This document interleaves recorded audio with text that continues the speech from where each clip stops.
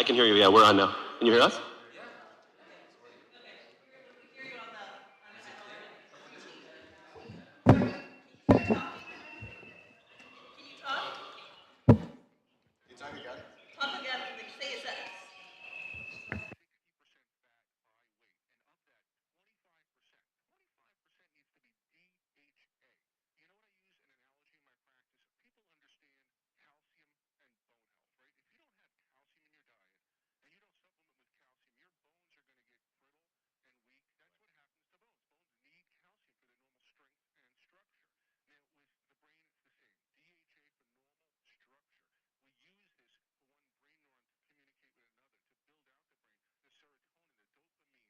Yeah, needs to be changed. Okay, can we start now? All right.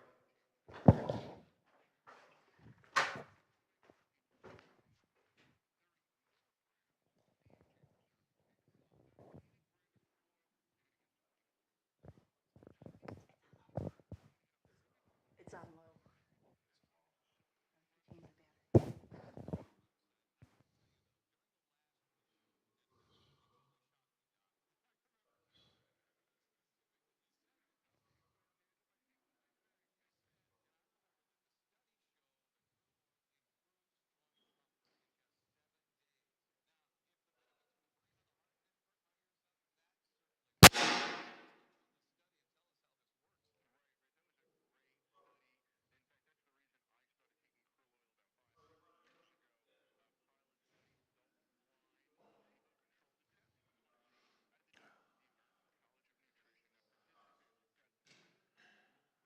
So should I start now? Abuna, are they ready? Or should you guys are خلاص? Patrick, are you ready?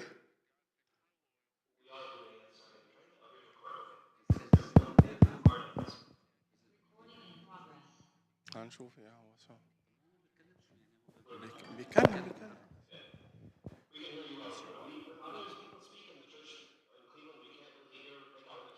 I'll give them the mic, yes.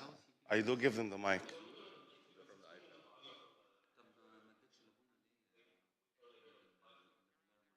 You didn't hear the people here in Cleveland?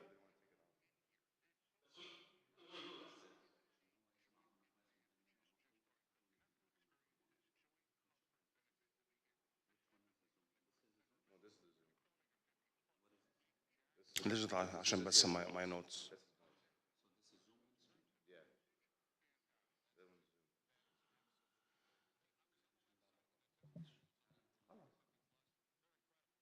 Okay. Let us know if you don't hear the people from Cleveland, and we can try to find another way. So I want to cover the rest of the slides for the men briefly in 15 minutes, and then go for the wives. But again, I just want to reiterate that this is not a prescription on how to do with each couple. These are broad guidelines. Each couple is different. Their age, their background, their history, their culture, their finances, their education. Lots of factors are at play. So these are just a framework that we can work within. And then it is up to each couple to tailor it to experience together how life is for them. Okay. Strengths and weaknesses. Some guys, like unfortunately, they point out to their wife's weaknesses even in public for the sake of making a joke, being funny, being just like sarcastic, and of course, it is not a good sign of a servant leader. It's not even a good sign of anything, because you can't put your partner, and this goes both way, actually.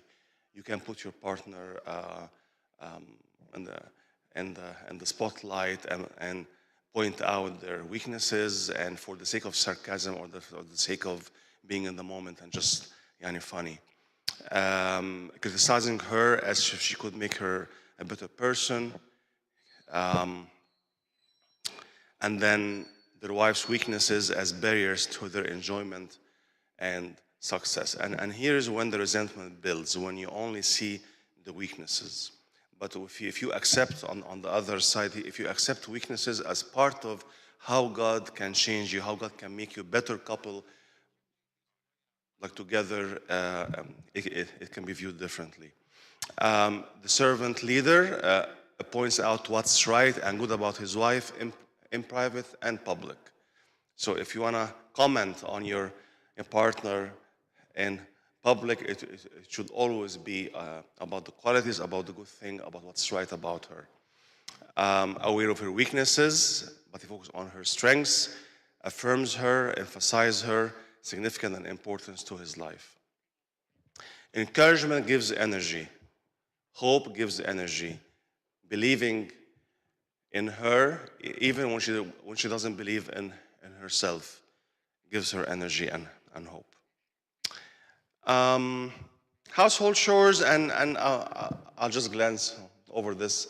Again, this could vary between couples depending on many factors. So, but the servant leader, he tries to help around because it is a shared responsibility. There is no gender role here, who does the laundry, who does the cooking. It is about what every person can help the family with. Again, also setting an example for their children is that this is how a healthy home is managed, is that we do everything together. What every wife needs, and this is a good one here for the guys to understand. And here's a controversial verse. I will spend some time on it. 1 Peter 3-7. You husbands likewise live with your wives in an understanding way. So far, so good. As a weaker vessel. And like, here's the problem. Okay, in translation, in culture, because the Bible was written in a culture that is different from ours now, with the context. But the true meaning of the weaker vessel, I'll explain. But let's just read it first. Live with your wife in understanding ways as with a weaker vessel, since she is a woman, and grant her honor as a fellow heir of the grace of life, so that your prayers may not be hindered. So grant her honor as a fellow heir of the grace of life. This definitely, by all means, it means that she is not the weaker vessel. She is an equal heir with you for the grace of life. And you will be doing that because when you don't do that, your prayers will be hindered. And this is a good example of that. Your relationship with your wife is a reflection of your relationship with God. It is a condition here. Be this with your wives so that your prayers may not be hindered. And I want you to take this to heart. Guys here, take it to heart. Your relationship with God actually depends on your relationship with your wife, how you honor her. Because, again, Christ loved the church and died for her. Now the issue with the translation. In an understanding way, it means according to knowledge. As we spoke earlier, you need knowledge about your wife, from your wife, about how to understand her the best way possible. So you live with your wife in an understanding way, knowledge, education. Let her train you, let her educate you, let her show you. Be humble enough to tell her, I don't know, tell me, educate me. A weaker vessel, the original translation is that it means something that is rare and delicate.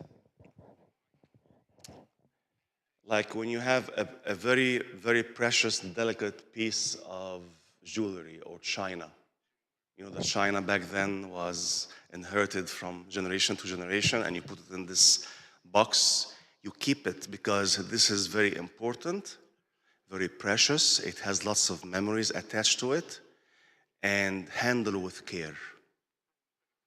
Your wife is so sensitive that she needs you to handle with care. Again, she is not weaker than you. This is here a bad translation. She is not less than you. And she doesn't need you to take care of her. She can take care of herself. But as a woman, as a female, her design is delicate. And it means handle with care, that she needs you to be in tune with her needs, with her emotions, and treat her as the most precious gift you can have. Because you understand her, you understand, you have knowledge about females in general and about your wife in particular, you will handle her with honor and care. This is what is meant, live with your wives as with the weaker vessel, since she is a woman. Because she is a woman, she needs your best. In the talk about the wife, I will explain why, okay? So just bear with me. But here, by no means, this verse means that women are less than men, weaker than men. No. But her design, her ability to interact emotionally and sensitively with the entire world is much, much higher than you. And you need to be aware of that. And you need to honor her and respect her in that manner. So she is a treasure. Take care of her. This is the meaning of the verse. As Christ loved the church, honored the church, died for the church, we were so precious in God's eyes that He died for us, right? So your wife is so precious in your eyes that you can die for her and deal with her in an understanding way.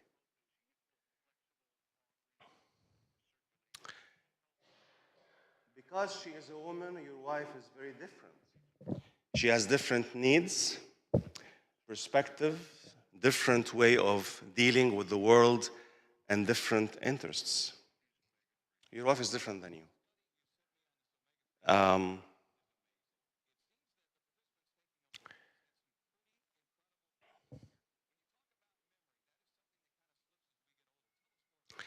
She needs companionship, she needs security, significance, and emotional responsiveness. Number one, companionship. It is not about being physically present with her as much as how she relates to you. She invests all her life in you. So how she relates with you as a companion is a big deal. Being for her is more satisfying than doing. Us guys, we do things, we fix things. But we need to learn how to be present. Empathy is to be in the person's shoes. And maybe not saying a word, but just being present is good enough. Many times, your wife will need your companionship, not by doing, but by being, listening. Don't fix it. She doesn't need you to, fix it now. Tell her, I understand, or I don't understand, tell me more. You know, these like soft skills that they teach you in medical school or in like other schools, soft bed manner skills, that empathy, understanding, being present. Take time to be with your wife, even if it's watching a movie or just going out for coffee. Those little things.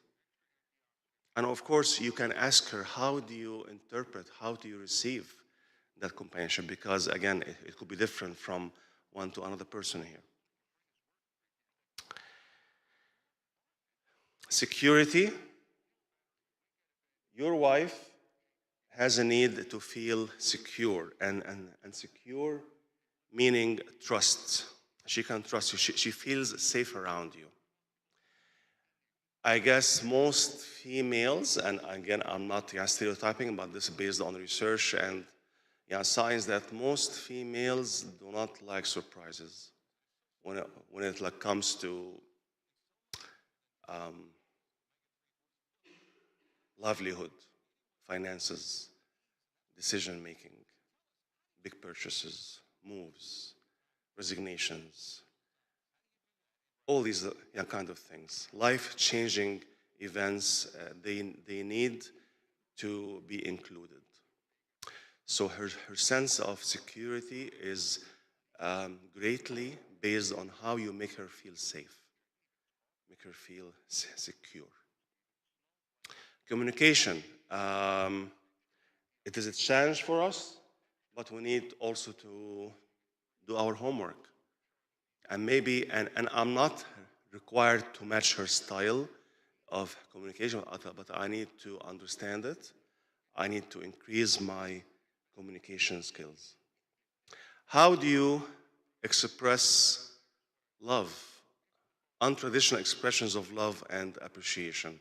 Love, yes, of course, physical touches, intimacy, but love can take many, many forms of expressions that you can say to your wife, I'm thinking about you, I love you, I care.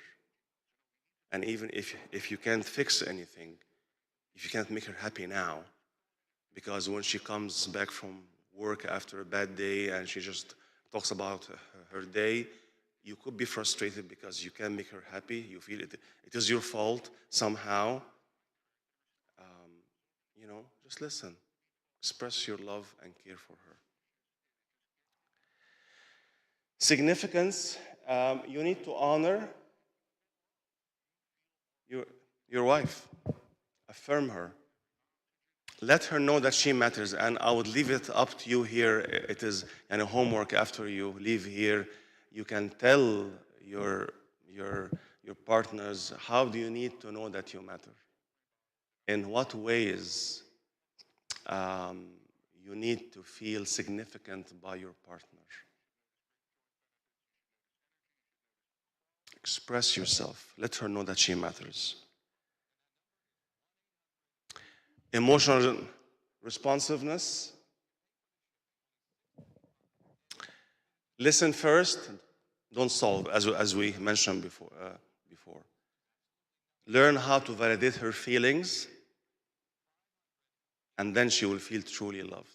This is how you can be emotionally responsible. Again, most guys, they have trouble understanding, expressing emotions, but educate yourself and listen and validate. And even if you say, I don't know what you're going through, but I know you are hurting, and I am here with you. That's enough. Because most of the time, she doesn't need you to solve. She needs a safety person, a safe person to be with. Like as I told you, what binds us together is Christ. So whatever you do is that you follow Christ's example. Go back to Ephesians. As Christ loved the church, husbands ought to love their wives as their own bodies. Think about it and think that your prayers could be hindered. God would not listen to your prayers. God would not bless you when you don't honor your wife. Go back to this verse. It is a dangerous verse, right? And I hope you guys just dwell on it. Let's go back to it. Surah, 1 Peter 37. This is a dangerous one. That your prayer may not be hindered. So honor your wife as you honor Christ. Honor Christ in your wife, in your family, that your prayers will not be hindered. 5 minutes feedback for from the guys, online or here in Cleveland. What do you think about this tall order? About dying?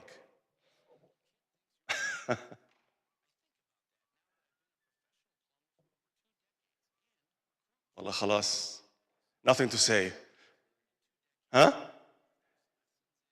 It's easier actually. Yeah, believe me, it is easier to be a monk rather than being a married person. Yeah.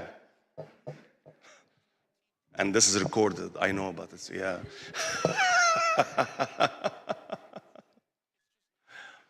Feedback from guys?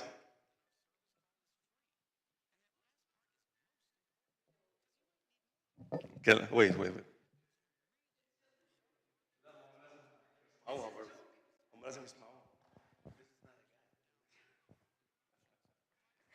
When we have a fight, he always says that the only female I want in my life is Virgin Mary.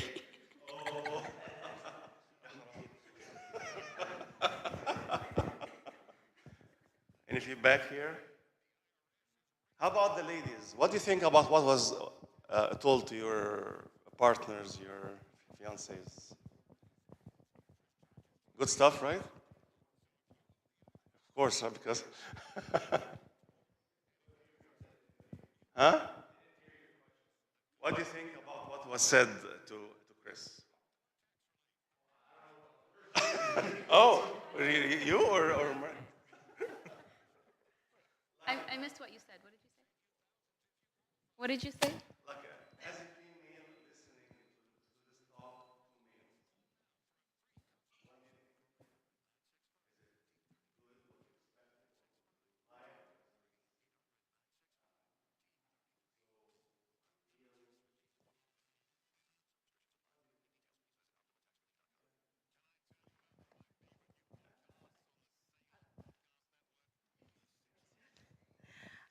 I think it's important. There's definitely certain parts of the Bible where women will feel like they're addressed as less than a man. So it helps when we go through and we actually are able to understand there's a translation difference and exploring it deeper.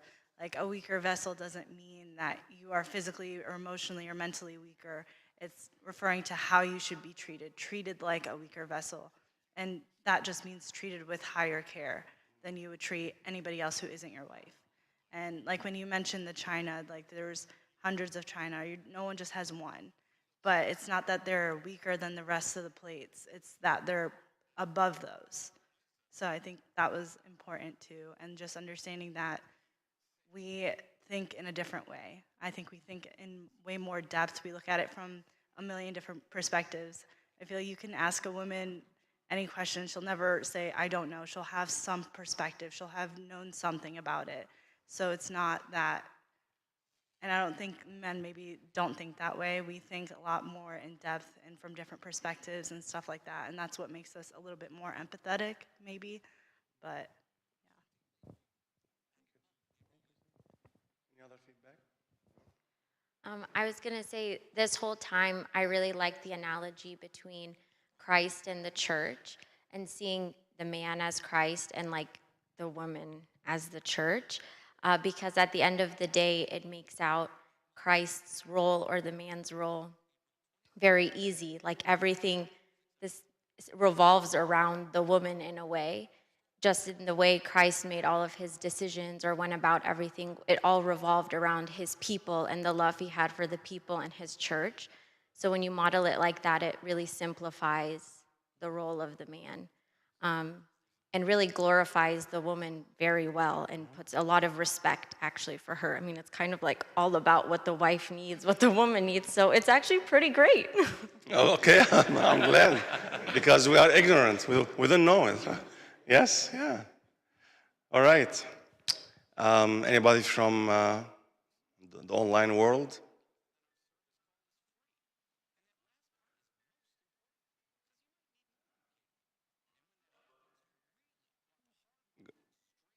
Yes, Patrick, go ahead.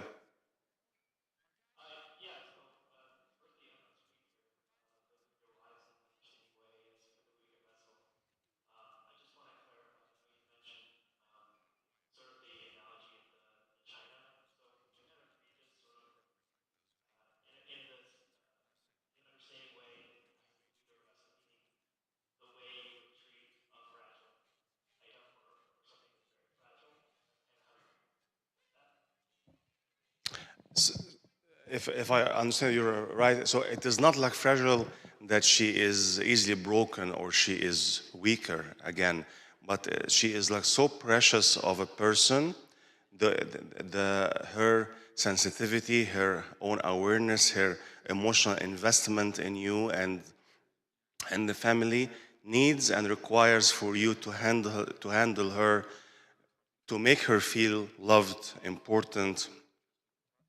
So again, basically, she is not your guy friend from high school. She is not your guy friend from college or your coworker at work. No, she is sensitive, delicate, passionate, caring person that sees the world differently than you. And us guys, we need to learn how to honor that, how to understand that. So she is not fragile in a way that she is easily broken. No, most women, if not all, are extremely resilient. Giving birth alone, we can't do that, right? It is the resiliency and the strength of women that they give birth. Imagine the amount of energy and that goes into the labor and the entire 9 months and raising the kids and having a full-time job and coming back home. It takes a lot of resiliency, right? And actually, like us guys, we're not as resilient as women. So yes, she is not fragile, she is not weak, she is not broken, but she is so precious and valuable that you have to honor her. Is that clear? All right. So 3 minutes break, and then we'll shift to the wife, okay? So if you want to stretch, go to the restroom. Um,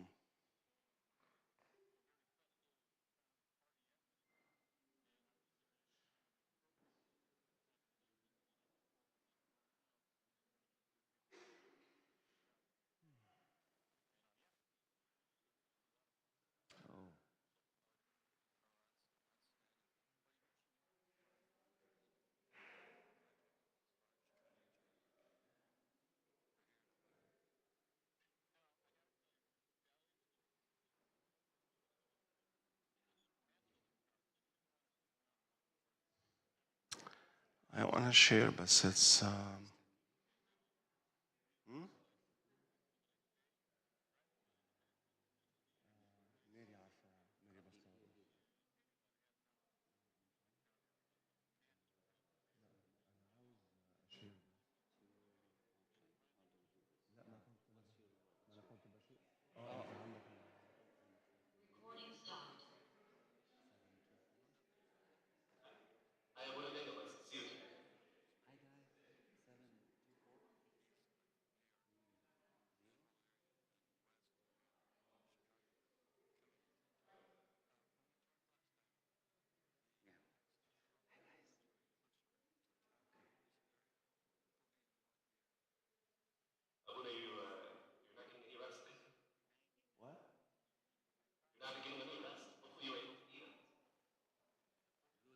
مش عارف.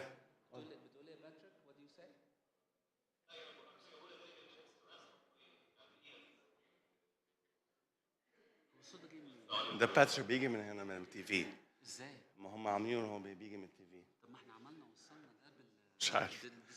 عشان كده انا بسمع اسئلتهم من التي في. طيب هو انهي هو ده؟ ده الكاميرا اللي بتاخد من الزوم. انا قافل هنا عندي الكاميرا.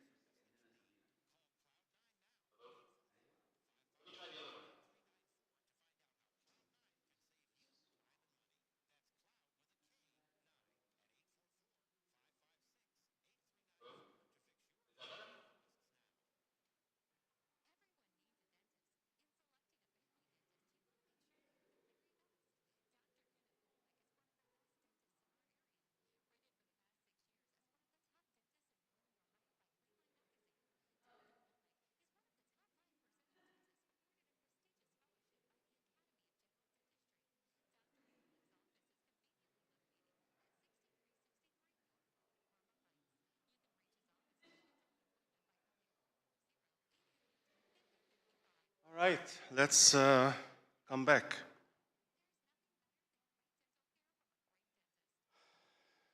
احنا عندنا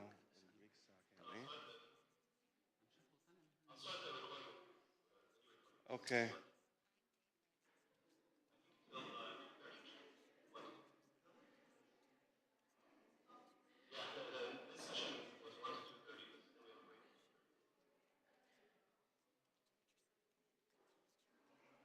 Okay, guys, we have until 2:30 for a break, so let's do this.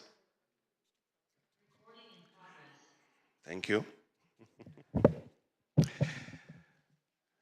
The wife's calling or role. Suitable helper. And sometimes we have a problem with the word helper, right? But let's go back to the scripture. Suitable helper. In Genesis 2:18, then the Lord God said, "It is not good for a man to be alone. I'll make him a helper suitable for him." What do you think about this verse? Honestly.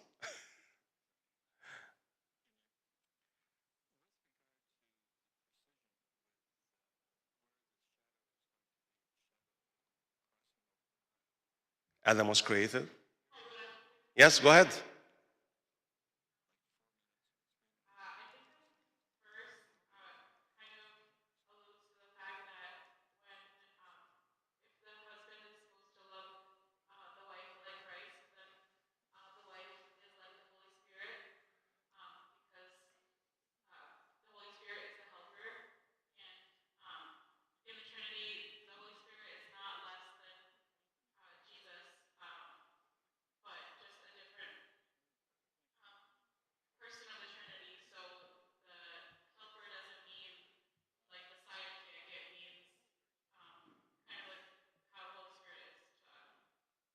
This is perfect. Thank you so much. We're done here. You said everything. Thank you. What's your name?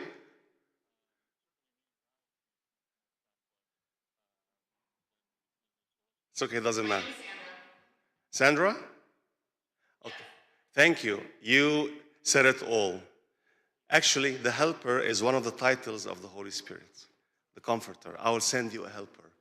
I'll send you a comforter that will be with you to continue my work. So, helper is not, again, a sidekick, but it is more than that. What is a helper? In the world or in our culture, assistant, right? I am hiring an assistant, subordinate to a superior or to like a manager, has no authority. This is the cultural understanding of she's a helper, right? I can do with or without. But in the Bible, it means more than that. Refers to the help God provides. From a strong person. So, who needs help? The stronger or the weaker?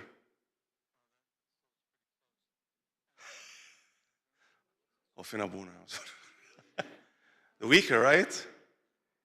When I say, hey, I need help, what does this make me? I have needs. There is something that I don't know how to do, right? And I am asking for a help of a more able or capable person to help me with this because I don't know. I don't know how. I don't have knowledge. I just can't do it. So helper actually comes from the stronger person. And again, as we were talking about the resiliency of women in their bodies and their emotional makeup and like everything they do and they have, women are more, far stronger than men. And again, we're not talking about better than or less than, but the design is designed to withstand a lot of challenges, making a lot of connections, offering help. And again, the fact of that your body is designed to give life, to give birth, it is a miracle, right? Nobody can understand how. And for us guys, when I have cold, I am thrown on the bed for like 2-3 days and I'm complaining. Whereas my wife, she has cold and she works, she cooks, she does everything. So who is stronger here? By design is the woman. So when God called her helper because Adam was alone, he needed someone to lift him up, someone to continue life with. In order for Adam to function well, the way God designed him, he needed suitable, the most suitable, compatible for you. So now your partners here, look at them and you can say, or you can tell her you are the most suitable and compatible person for me. Yes. استني الميكروفون فين؟ معترضة؟ I don't like the translation of suitable. Like, I don't see myself like I'm like just good. I feel it has to be comparable to. Because الآية بالعربي معين نظير, which is a helper that's comparable to the man. So we're equal in this point. I don't like the translation So of it is the suitable. language, yeah. Yeah, I And feel many of the problems we have with some verses is language. So suitable is not just good enough for him, but it is the perfect match. It is the perfect person for you to continue your life with. Right? Yeah. عندك كلمة أحسن؟ قولي. Maybe alike. Alike, yeah. Yeah, because like the man was created as God, like alike to God, and then the woman is also comparable to the man, or nazir, or like equal to the man. That's how I just view it. It is equal يعني helper. Equal helper, معين ونظير. Yeah. Okay, thank you. Helper, so yes.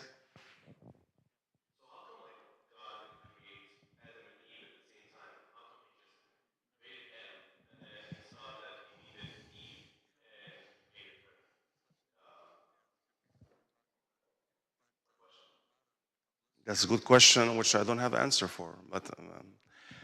But I have a clue, I guess. I can guess, but I will wait for Justina first. Microphone معاكي.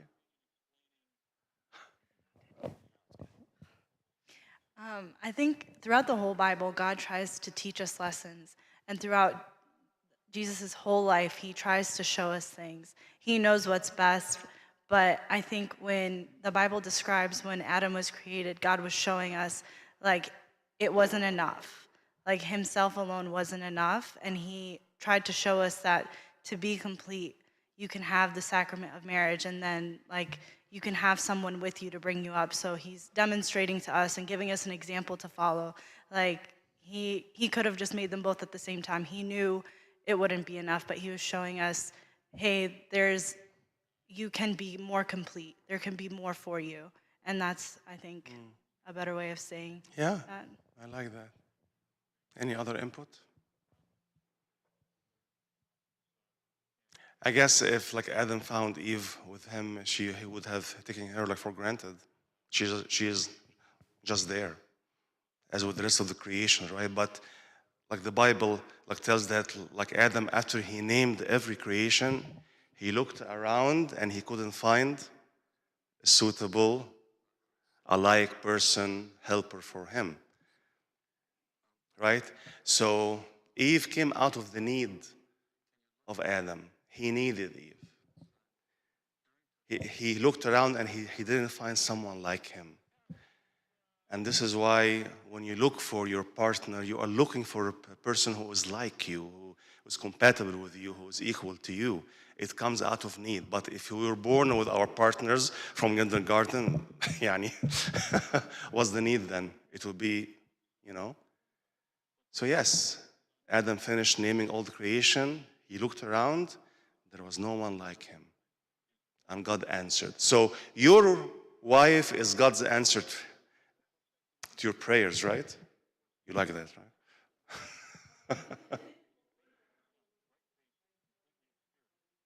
He didn't complain, but he looked around and God felt his need. Okay, there was no one like me. I am alone in this journey. So God gifted him Eve. So Eve is a gift from God to you. You are a gift. You're not a second-degree citizen. You're not weaker. You're not less than. You are a gift to your husband, to your partner. Understanding your husband. There is something in a communication that's called content versus process or product versus process. The male brain is different than the female brain.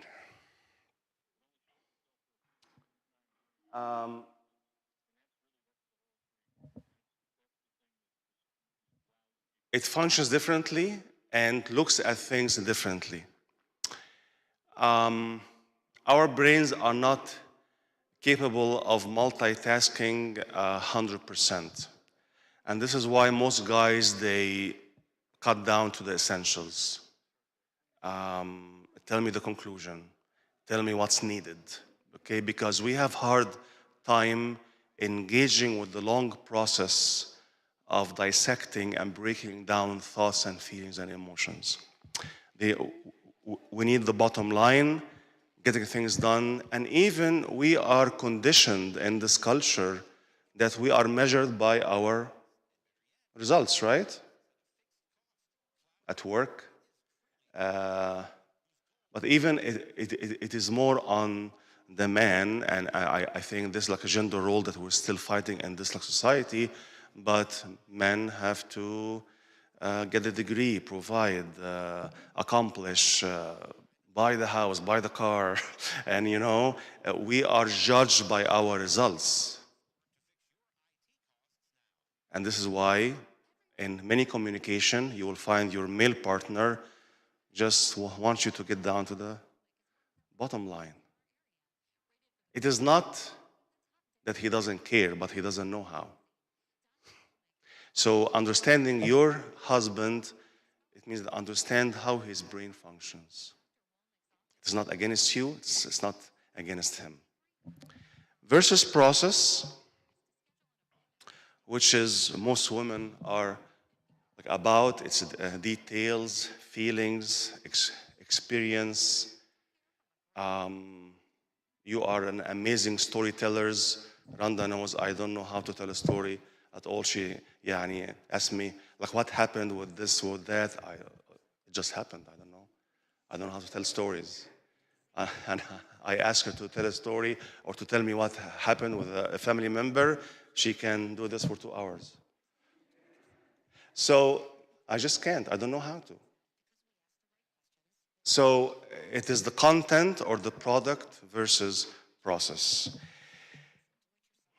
Your job is not to make him shift to process thinking or communication, but your job is to understand simply that he is not like you in this area. Okay? It takes time for us to sit down, to sit with the thoughts and feelings and process them. We want to, would like to, but again, it doesn't come natural. So this is a very important thing you need to understand when it comes to problem solving, communication, family problems, in-laws, extended family, friends, drama. It takes time from us.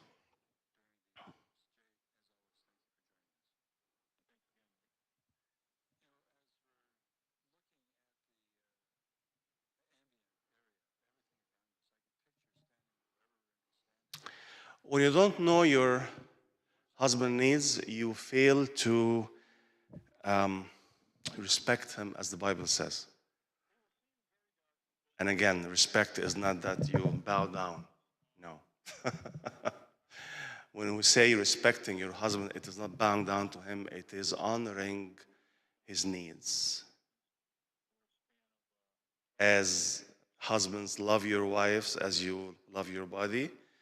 Also, wives, they need to honor their husband's needs.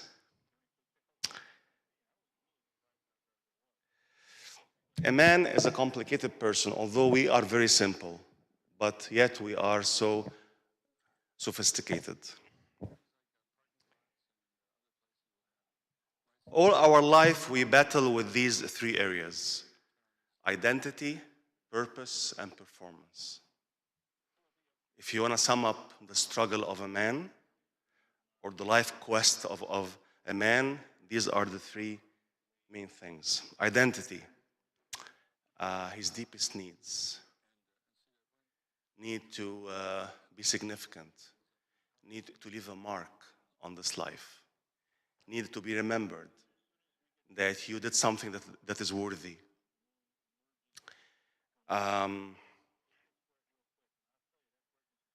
Identity is that we have a great need to define ourselves. We want to discover who we are and what we need, what we are needed for. Again, our identity, it comes from our great need to define ourselves. Who are you as a man? And again, we are conditioned by our family, by our culture, is that, okay, a man is almost his job. صح? This is your worth, what you're able to bring, money, academics, career, cars, houses, and and unfortunately, we are conditioned by this. A man has to produce, right? So we battle with our significance. We battle with who we are in this world and how can we discover what we need. And it is hard for us to even articulate what we need because we don't know it. And maybe when we say this or when we articulate what we need, it comes out very superficial, very shallow, because we haven't been given the chance to really dig deeper and know who we are. Again, we're raised and measured by results: grades, career, فلوس, cars, accomplishments, and that's it. The second one is purpose. Guys, you may not like this, but we are very insecure.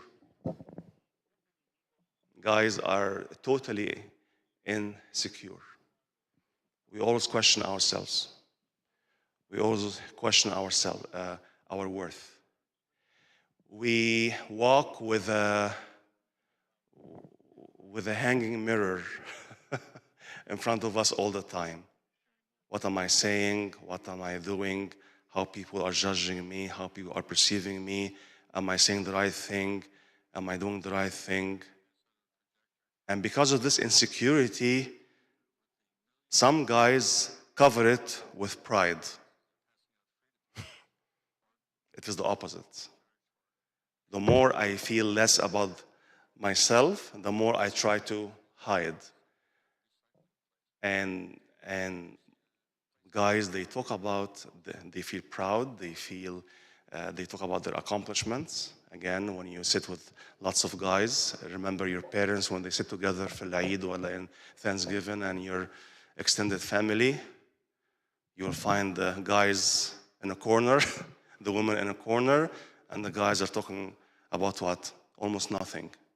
They talk about politics, money, stocks. There is never a deep talk among guys, right?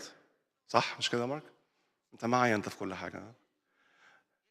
Really, we don't know how to deep talk, and when we do it, it is weird. So all our life is spent to find the purpose. meaning. Okay, what am I worth? And this is why respect from my wife is very valuable. Not again bowing down, no, but in understanding my deep desire to be significant and to have a value in her, with my kids, and with what I am doing.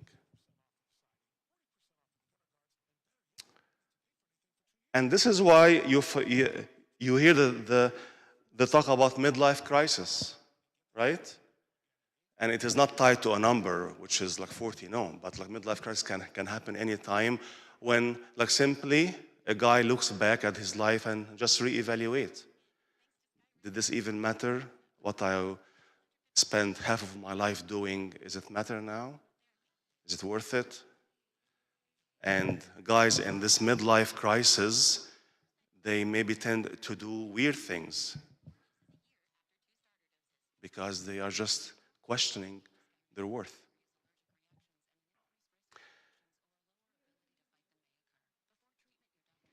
بلاش بقى نستر على بعض يعني مش No, like weird things, like you find, again, major purchases, crazy sport car because they want to feel feel a thrill of emotion or adventure, okay?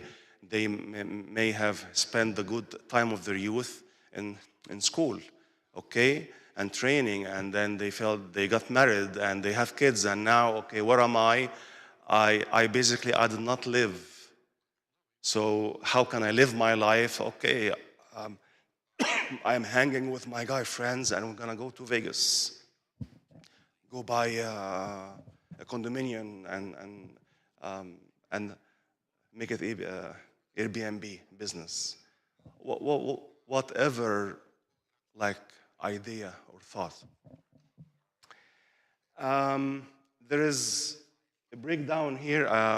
I found that guys from junior high to high school, it's all about sports and academic achievements. From college, it's about adventures, parties, and freedom to go to going around. When they work, it's about position, about power, about big income. And the midlife, is this it? What is the meaning? So they spent all their youth and their like early years chasing after something, and then they stop. What's going on? Finding a purpose. Performance in the same kind of insecurity to his fundamental mindset.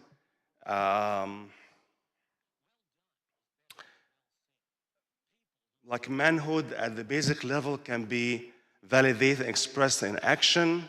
Men must perform and achieve. Again, performance, achievement, having the best job, best car. And this is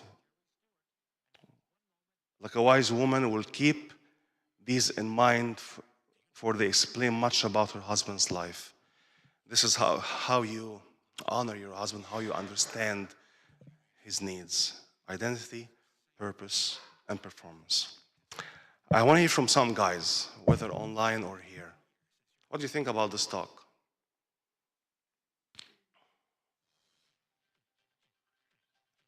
Tell me more. You have the mic?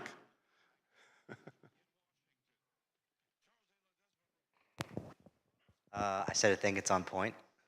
I think the point about purpose definitely ring a bell for me because I think, at least in my experience, going up like through med school and all that, you just have one specific goal in mind, and then you reach the goal, and then at the end you're like, well, what's next?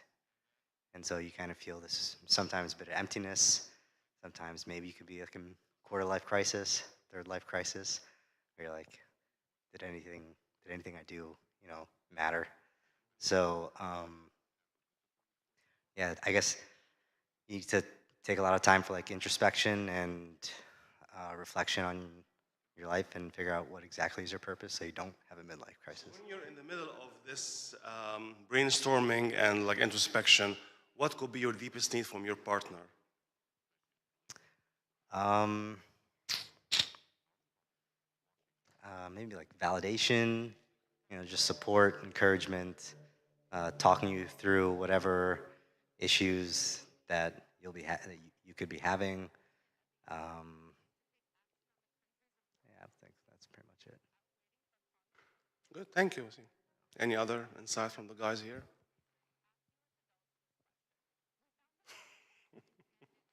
Online, any guys to comment on your deepest needs that revolving these three aspects of life?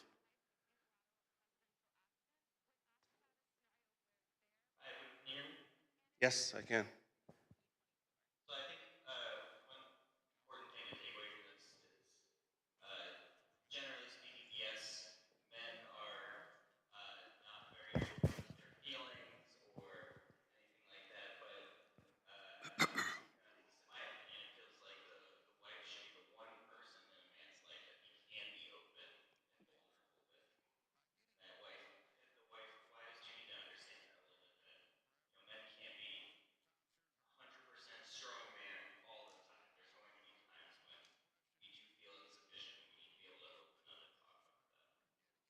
Great, thank you.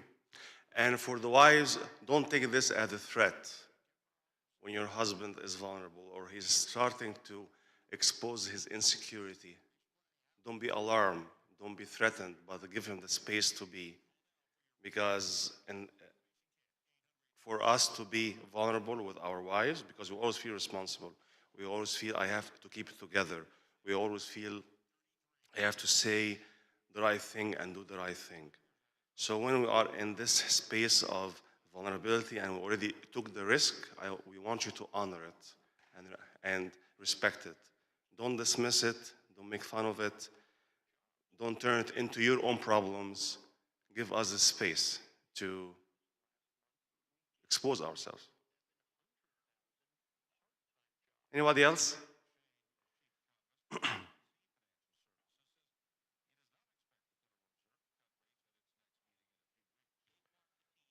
Okay. This is why we need admiration. And not that you will praise all the time. No. But as Wasim said, validation. So this is a good word instead of admiration. But I need to be admired by my wife. I need to see that I am good in her eyes. Because every man has two main mirrors in his life. One mirror is his wife, the most important mirror. And the second mirror, unfortunately, is our work. But this is the nature of things because, again, we measure our worth by what we do, what we accomplish, and work is what we do. So, two important mirrors that we use to receive validation, admiration from. You are your husband's mirror. So, how you respond to him, non-verbally, more important than the verbally, because you know what? When I said that most guys are insecure people, so like I told you, generally we don't read between the lines. In this one, we read every line between the line because we are scanning for nonverbals of approval, disapproval. So your verbals and nonverbals are very important because you are our mirror.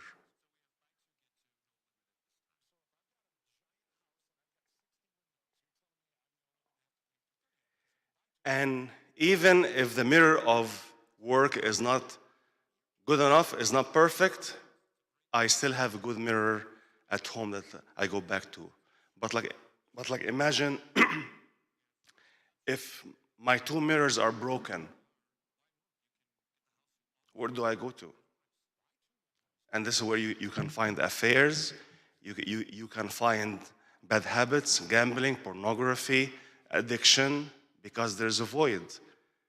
Nobody is giving me the validation, not my work, not my wife, so I'll find another way, right?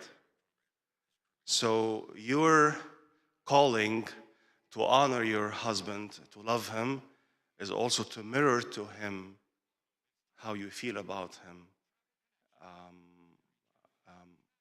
how he is important to you, his worth and his significance. And I know some days we're tired, we can't do it all the time. We're not asking for to be the perfect mirror every day. But you know when it's time needed to reflect back to him his worth, you want to be there. Any question about that?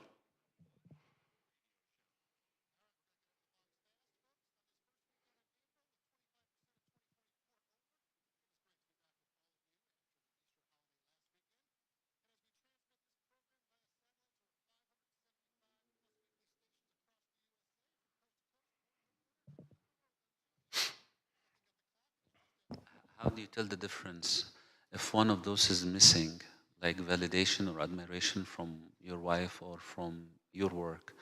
How can you tell the difference if you're stressed? Would you be able to tell the difference?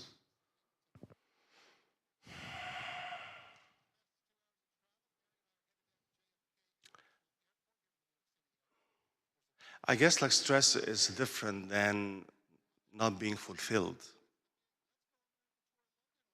We, we all get stress from pressures, life demands, work demands. But if I'm not fulfilled at my work, or if I'm not fulfilled at home, there's a big difference. Because again, we are always looking for significance, always looking to be fulfilled, to know that we matter. مش عارف, am I answering your question So the you're right saying way? that a man can always tell if he is struggling at work or at home, because sometimes we see this all the time. Men come and they have stress. They say, well, we're not sure where is it coming from. I just feel stressed. I don't know if it's work, if it's home, if it's both. It's a midlife crisis, whatever it is.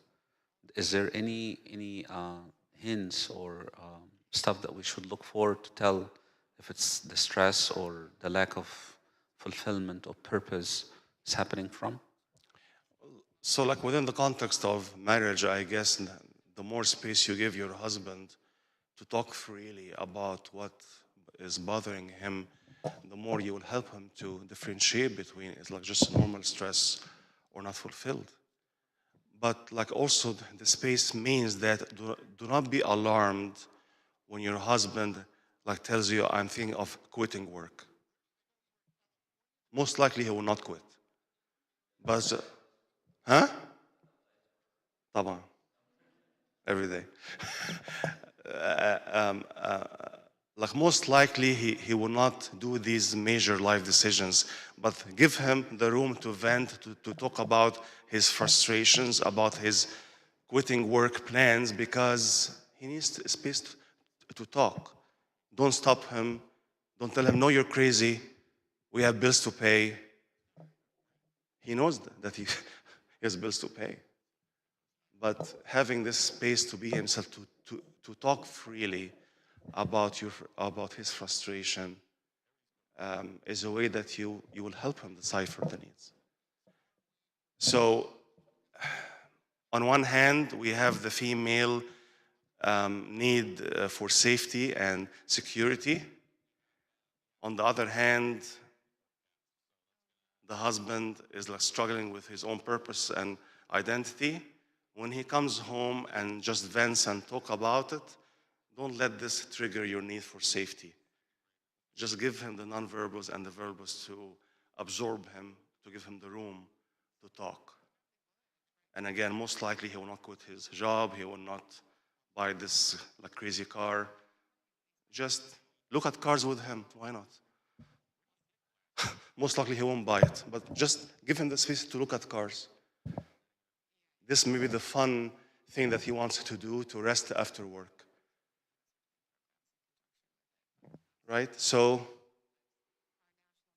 your capacity as a equal, suitable helper is to absorb him, is to احتوائه برضه. Yeah. Make sense?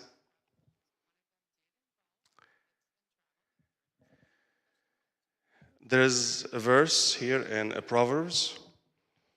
كلنا عارفينها بس look at this. An excellent wife who can find? For her worth is far above jewels. The heart of her husband trusts in her, and you will have no lack of gain. She does him good and not evil all the days of her life. I want you to read it silently and tell me, what do you find in these verses in the context of what we have been discussing so far about the needs of a man or a husband?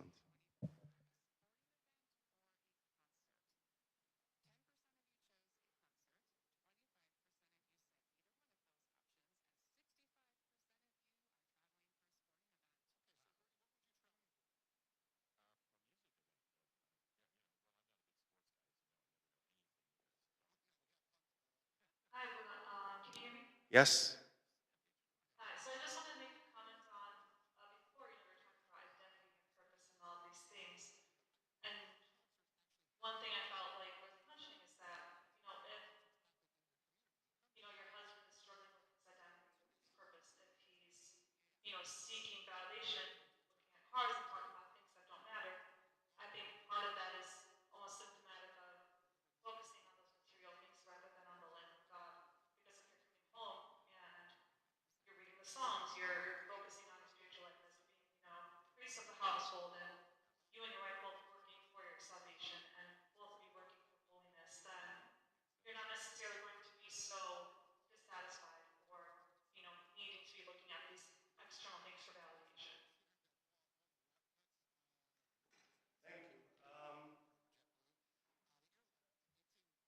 So, yes, our ultimate goal is to be like Christ and to lead our home spiritually, but also we can't forget that we still live in this body. We live in this world, and a big component of our life is the material life. So yes, we are spiritual being. The guy is the priest over his house. He is aiming to follow Christ's model, but also the physical part, the material part is there. And maybe some guys find relief in maybe like playing video games, right? At least your generation, not mine, okay, and the younger. If like playing video games would give him some relief, then do it. There was a story in the Bustan al-Rohban and اسمه إيه, the Paradise of the Fathers, that like an elderly monk was discipling a younger person who wants to be a monk. And this younger person thought very highly of that elderly monk, that he is a man of miracles, he is a man of virtue, he prays all the time, blah, blah, blah. And then he came once and he found him chasing after a bird and playing and laughing. And this younger person told him, "Father, why are you chasing after a bird? Why you're not praying? Why we're not, I didn't think this of you." And the elder monk told him, "Son, the thread cannot be مشدود يعني stretched all the time. If it's like stretched all the time, it will break. You have to loosen the thread and stretch it multiple times in order to survive." So yes, it's not, we are responsible spiritually to lead, to sacrifice, but also we need to loosen the thread a little bit and have fun and look at cars and look at vacations and enjoy our life, because this life God created us to enjoy. It is His gift to us. And it doesn't mean that this husband is becoming a materialistic person, but it is just we still live in this body. We look at things, we need things, we acquire things. and that's another story. But the thread cannot be stretched all the time like this. It will break. Yes. Yes.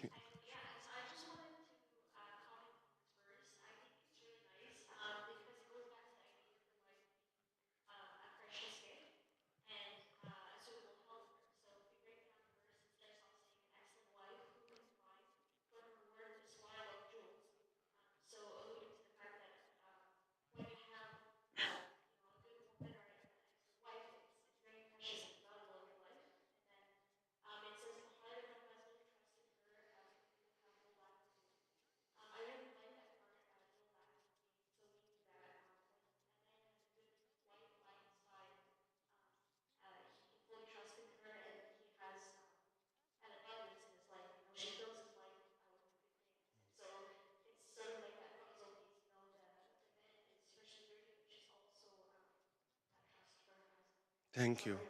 Yeah, thank you. And to go back to Abuna's question, yeah, he has no lack of gain. He is fulfilled. This is the kind of fulfillment. Do you see the amount of support in these verses? There's a great support here. Helper, stronger, capable. She's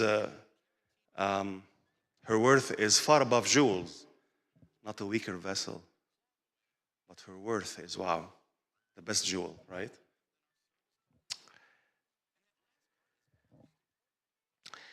So, go ahead. No.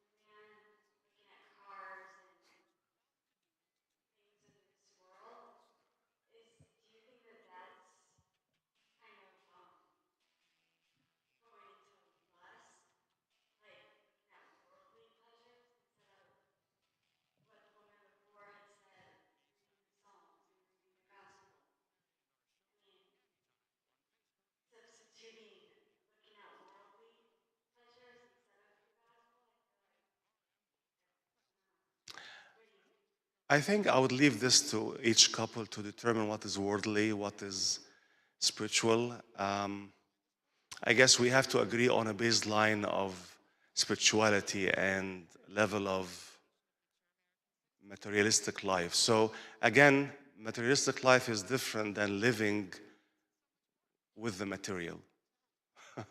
if this makes sense.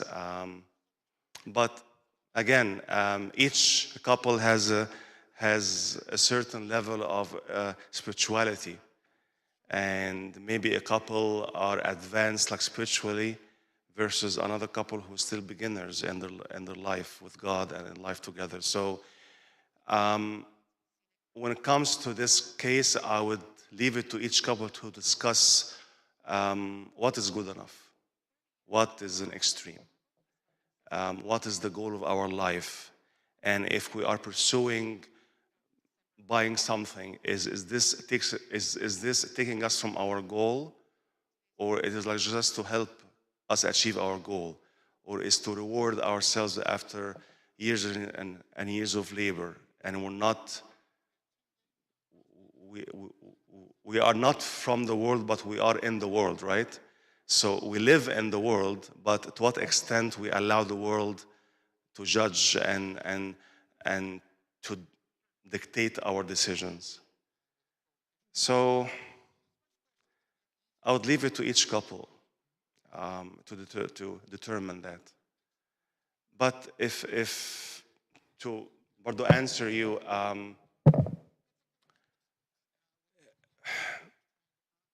if a guy is measuring his worth by the brand of his car, this is a problem, right?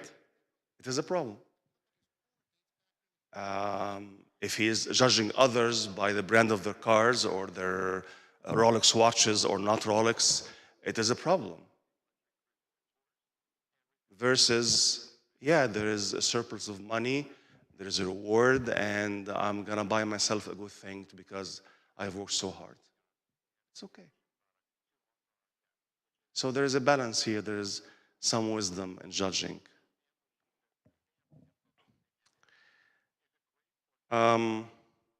Support the guys need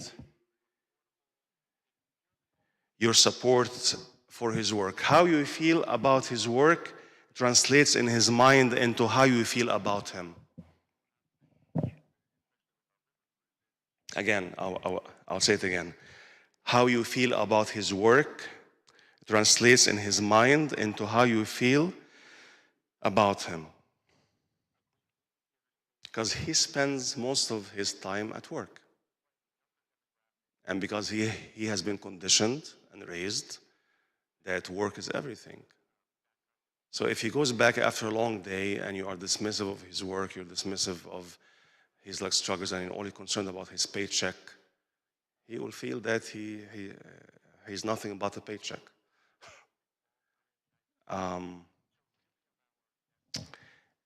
When you don't support him in his work, you will add to his insecurity as well. In public, he needs your support in public. And as we told the guys, don't make fun of your partners in public and don't bring up their shortcomings for the sake of sarcasm and being funny. It is the same for the wives. Do not talk down to your husband or make unsupportive comments in front of people. Again, because in this area, we read between the lines. We are scanning the world. We are scanning the environment, right? And the most embarrassing thing, and it breaks a man's heart, is that when his wife put him down in front of his friends, or she wants to give him a backhanded comment, or they had an argument at home and they went to this conference or to this work party or work dinner, and she wants to continue the conversation, so she gives him a backhanded comment. Right? It is not nice, it is not wise. And he needs also your support through the seasons of life. As I mentioned earlier, in his 20s, he's about all his career. He is young, inexperienced, with many doubts and fears. A wise wife will encourage and believe in him and gives him room to grow and room to fail. If your husband in the 20s or late 20s, give him room to grow, room to fail. For the 30s, he is a bit confident. He is considering a changing career or expanding. Support him by listening to his thoughts. Again, most likely he will not really change career, but just give him that room to talk. In the 40s, midlife, he asks himself, does my life count for anything? So what does it really matter? Support him. Tell him how important he is to you, to the kids, to his family. In the 60s, it's about slowing down. He has no power, a little bit, and he's asking, what value do I have now? Support him in the different seasons of life. If the theme is always looking for purpose, significance, and identity, it will be the same theme, but maybe different experiences throughout the seasons of life.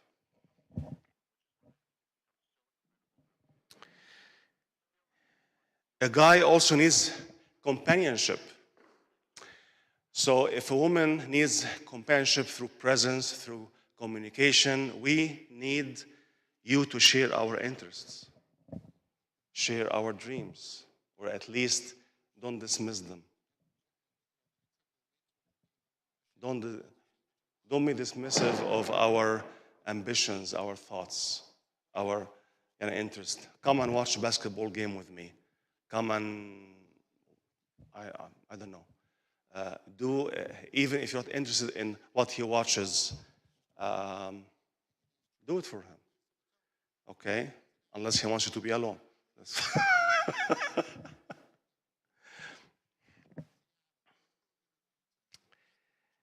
Also, give him room to be with his own group of friends. There is a misunderstanding of being one, is that we have everything common together. We have the same friend group. We have the same email address. We have the password for each other emails, and we can look into each other's stuff. No, this is very dysfunctional way of being one. Being one does not mean that the person melts away and there's a couple. No. The individuals make the couple, and also the individuals stay somehow individuals. Give him room to be with his friends. Go out once a week, once every other week with his friends. Play games, go basketball, do whatever, watch car race. Give him that room and support his interests as well. Any comment here? Yes, okay. Where's the microphone?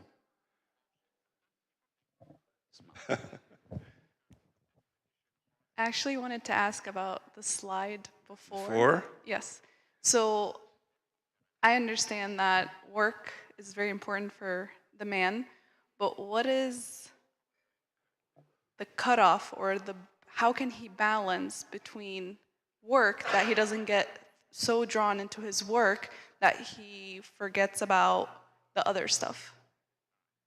So how can he have a good balance with that?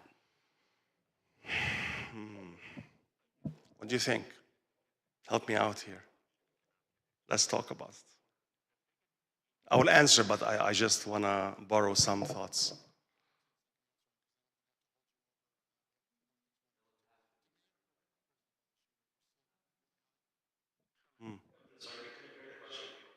Repeat the question, please. How can a man balance between his work and the other stuff, including family, friends, his wife, his house? So let's hear the men here. Guys, talk.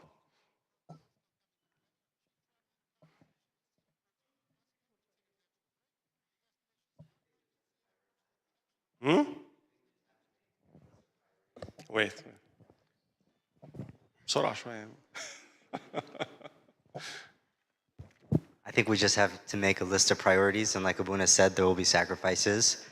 And so we set a list of priorities with our partner and make sure that we can complete that list of priorities, then the work will come next. And so as long as we can complete those first few responsibilities, then I think we should be able to put as much work into our career as we would like. Okay. I don't know what anyone else thinks, though. What else? I guess we all have our blind spots. Okay? And maybe in the early years or in the 30s, guys are more invested in their work because they have a goal to accomplish. Okay? When you feel that your husband is not balancing life with work and with you, do not attack him.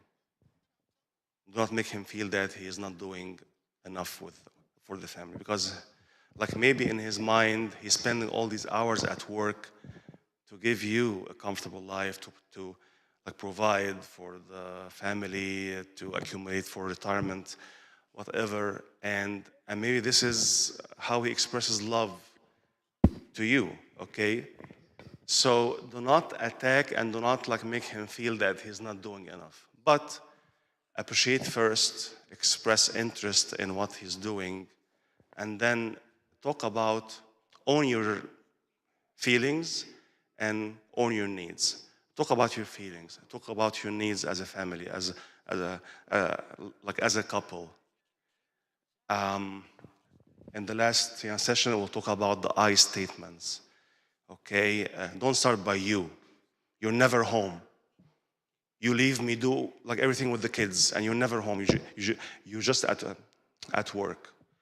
when you use this kind of language, you will always be met with defensiveness because you're attacking him, you're saying you. But when you say, I appreciate what you're doing, your work is very important to you and to me too, and I feel that we need to spend more time together. How can we do that? Ask him a question. Let him come with a solution, because in our brain, we like to fix, right? When I know my wife has a need and I will fulfill it, I will fix the problem, I will come up with a solution. But I have to know first that I am appreciated and what I am doing is noteworthy. And then there is a need. I will adjust, I will accommodate. And bring awareness. So I guess this is my answer.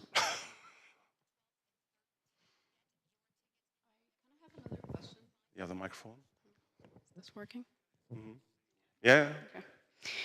So in companionship, you said that our oneness doesn't delete that we're like two individuals, right?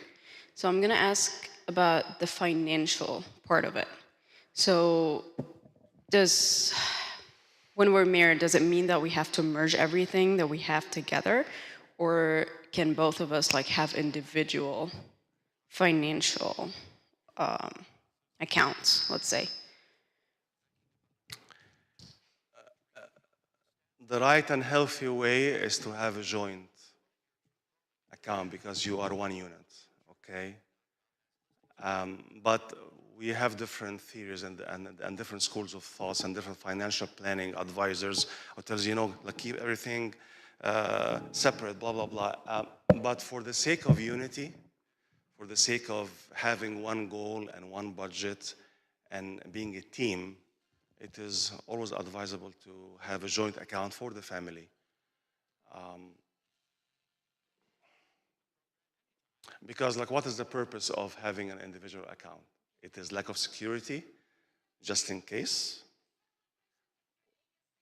So judge the intent of not you, but I mean in general, okay? What is the intention behind that? I don't trust him enough. I'll wait for a couple of years until. Why? Why are we doing that? I don't see it as lack of security. I just see it as like kind of like independence in some things. Like I don't have to ask him every time I want to buy this dress. You have to ask him? I don't think so. So this is what you discuss in. I just feel like there are things like maybe like I want to devote some of my salary for like helping my family, let's say. So I feel like there is a part that I need to keep like separate. I think these like things should be discussed. And this is why finances are a very important part of the success of any marriage. Budgeting together, have one budget, knowing different categories of your spending, okay? So that you don't have to ask and take permission, because we don't take permission, this is our money. Okay, so like once you have an agreement on the budget, on the broad categories, you can move within that budget. And even if there's a need in the family, or if there is a need to donate something and you want to do it on your own, I guess also you have to let him know. As not to take like permission, but knowledge and understanding are very healthy for the couple. Because we hear like about wives hiding money from their husbands, or the other way around, and they send the money to Egypt, and then at the end we can only see problems coming out of it. So I'll tell you something: if you share your body with your husband in sex, you can share your money with him.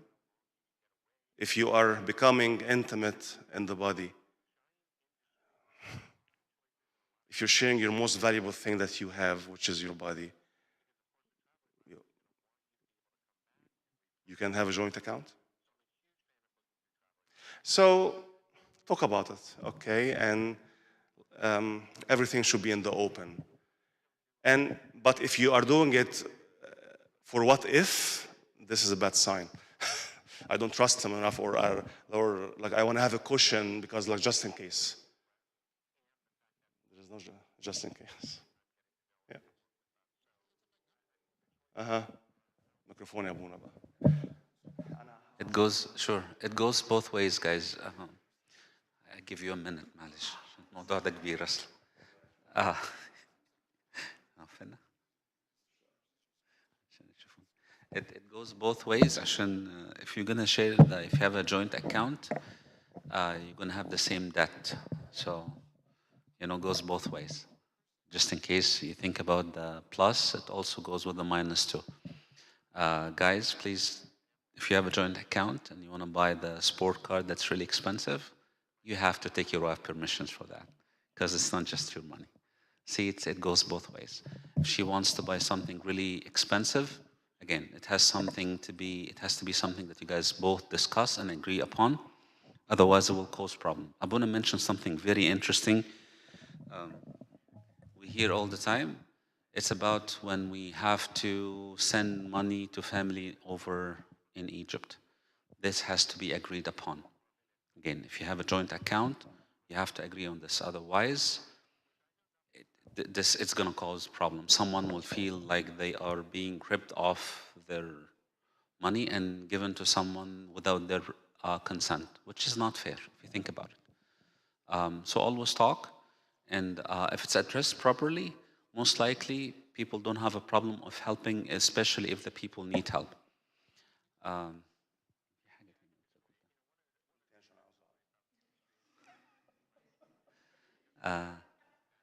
So you get the idea of the debt, right? So if he has, let's say, $250,000 in student loan, and you have the same, now both of you have $500,000 that you have to pay on your debt. So it goes both ways.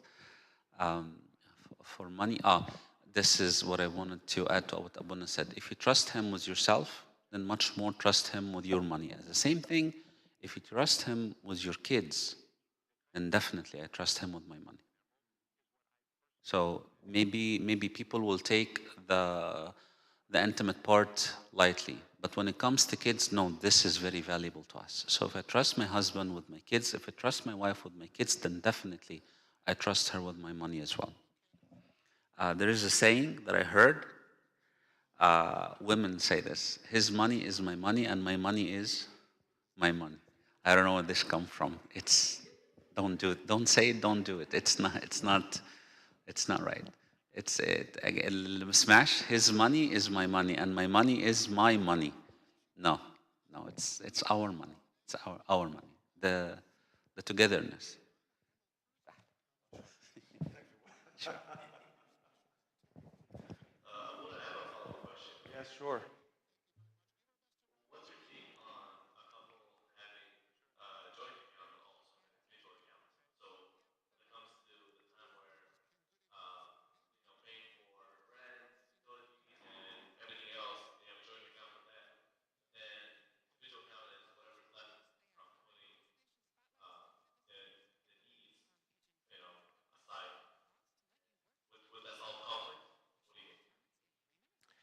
Like I guess like as a church we don't have a say in that. We can't dictate your life, but again, the big line here is everything should be in agreement and full awareness.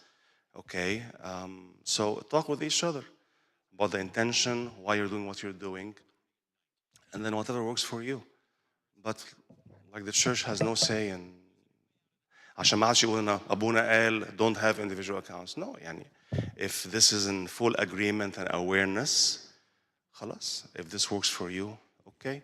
But the big idea is that when you are a couple, you are one in everything, including finances, because when you budget, when you pay debts, when you save money for trips, for purchases, this is a group effort. And even it has a better meaning when you accomplish something together, paying off debts together, saving together, buying something together, that you both worked hard for it. It's one budget, one team. How you do it, one joint, two separate, it is not like for me to say, it is up to you.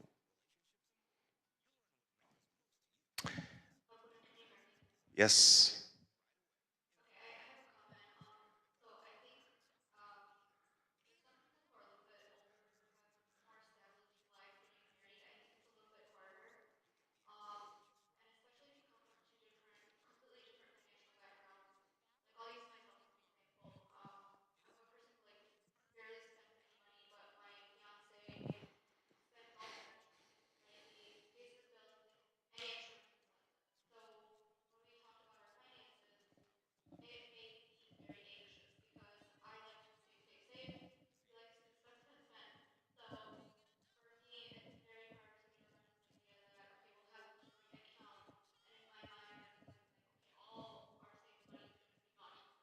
Mm.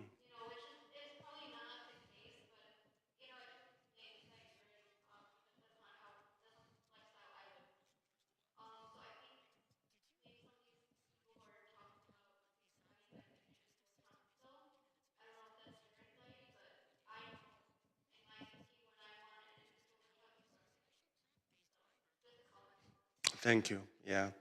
Doing what's right for you and discuss it together. I mean, this is an area for you to grow together, finances and budget, and may he is able to benefit when you are a team together, and he will do it for you.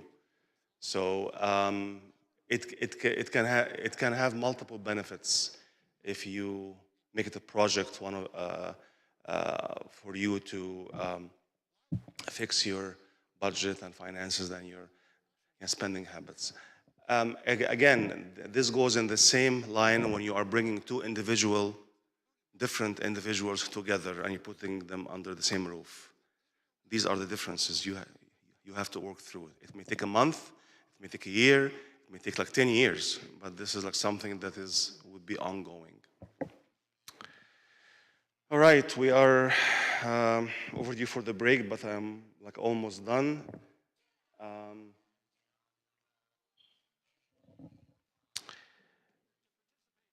Companionship, we talked about it.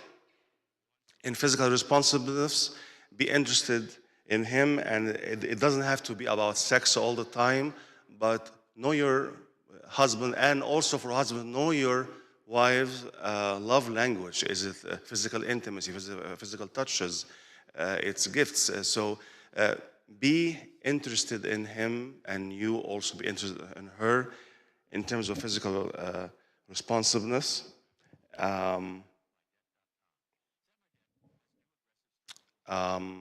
Maybe comment on how he looks, okay? Again, we are insecure about how we look, about our clothes maybe. Yeah. So this is the kind of needs that your husband have. And to wrap up this talk about the wife, you are an equal, suitable, compatible helper to him, which means that you are the person who is offering help. You are not weak, you are not fragile, you are precious, you are valuable, and you are capable of building that house with your husband. We will have a break until 3. مش كده؟ أو yeah. Let's make it until 3:10, okay? All right. I'll see you at 3:10. The room is still open with food and drinks. Thank you. Thank you. What? We will be starting at 3:15, okay?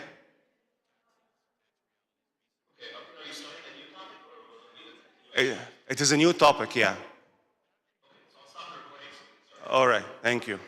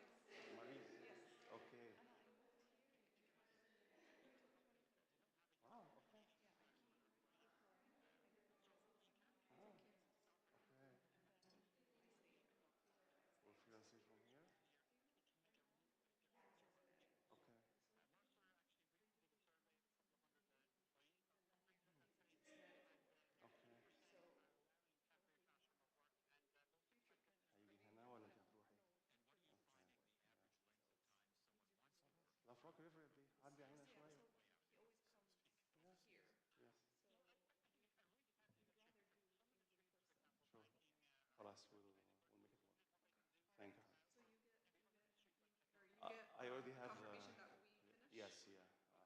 I'll get it and then I will email you to خلاص على ايه؟ ربنا معاك.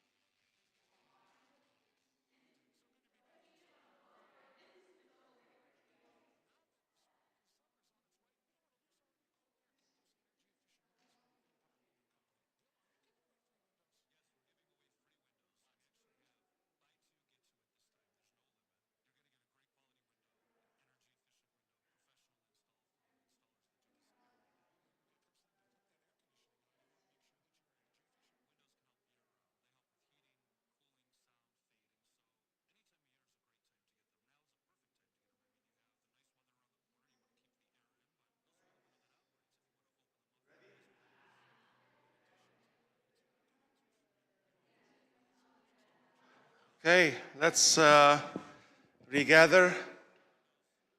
Abuna.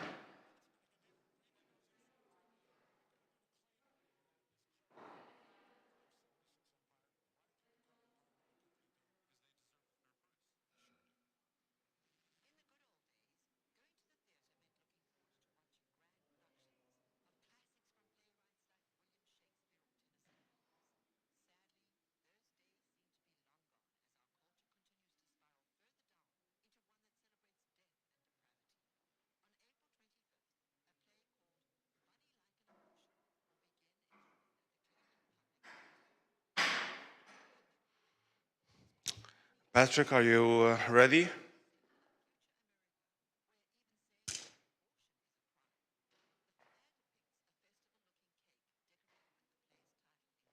Sorry, yes, we are ready whenever you are.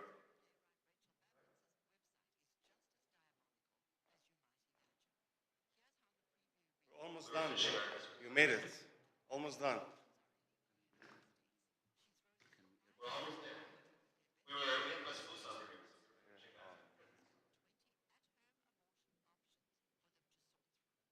Can you hear us somewhere? Okay. No, take your time. I was telling you we have less food over here. Well, no.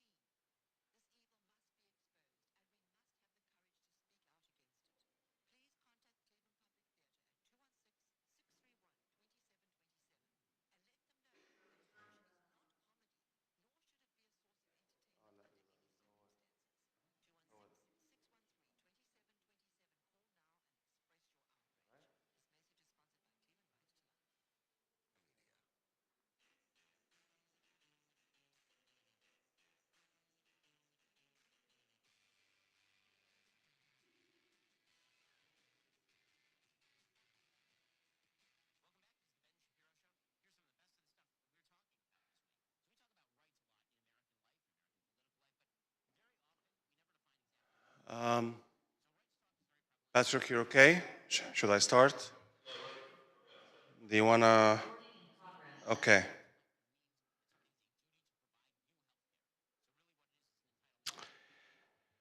So you have survived so far. The last thing we'll talk about is what we addressed um, yesterday.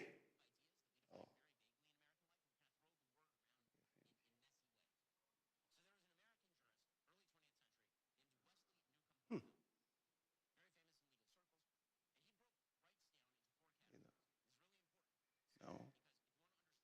عملت ايه? I think this is good. Yeah. Okay كده? Patrick, okay? All right. Okay, so like after talking about the big idea of marriage and the design and calling of the man and the woman, this last talk about the sound relationship house, and this is like what I told you, this is based on research by the Gottman's Institute, over 30,000 couples over 30 years. So this is really evidence-based and based on many, many research findings. They came up with this idea of for every house to be built, of course, there is a foundation. And it needs two columns. So we'll start by talking about the most important foundation is building love maps. Simply is how well do you know your partner? How do you know their world, their views? What makes them tick? What like makes them excited? What are the keys to their sense of belonging. And this is like very important because we assume that we know a lot about our partners and we don't. And there is a great room to discover after marriage. But it is like always beneficial to exchange and to talk about how everyone functions really. Love Maps is about also knowing your partner's history with other relationships, why it didn't work, their worries and their stressors, their joys and their hopes. So love map, how do you love your partner? And it is not about emotions, I love you. Yani we say I love you a lot, and it's about emotions, how we feel, but it's mostly about how I love you. So it is the process of loving based on what you love your partner. Um, this is the most important foundation because living with a different person, as we said, is hard, extremely hard. And you know what? I'll say it. You're not only marrying your partner, but you're also marrying his family or her family and all the dynamics and friends group and culture, background, upbringing, expectations, finances, as we just talked. So how through all this do you love your partner? It needs a map. It needs a map. As if you are going from point A to point B, how to get there.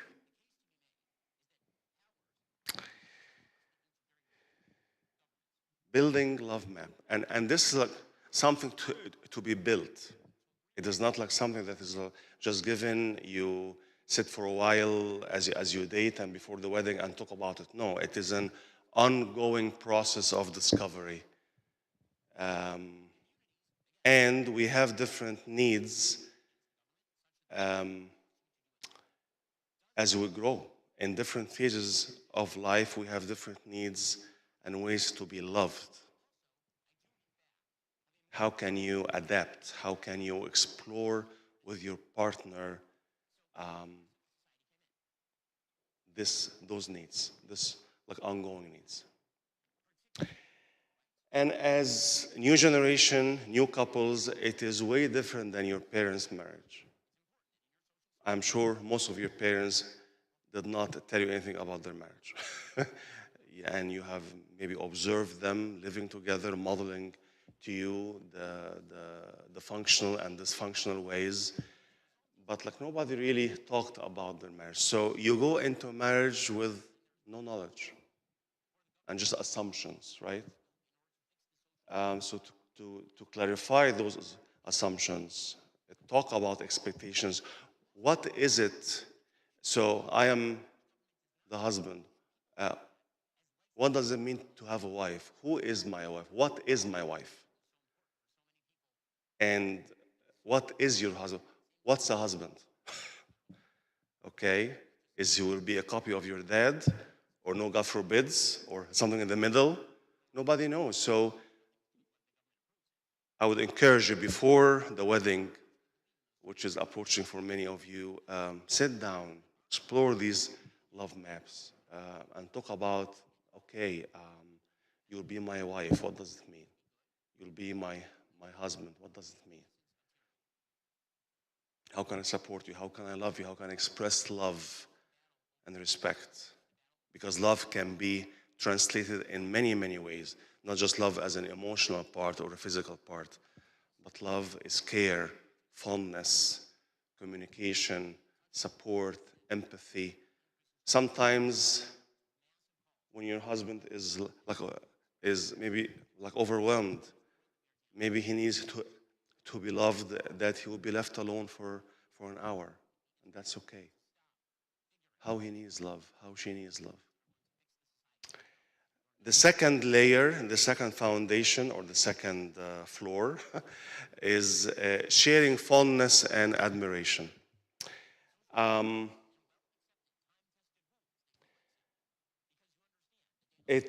What is the level of affection and appreciation that is within a relationship.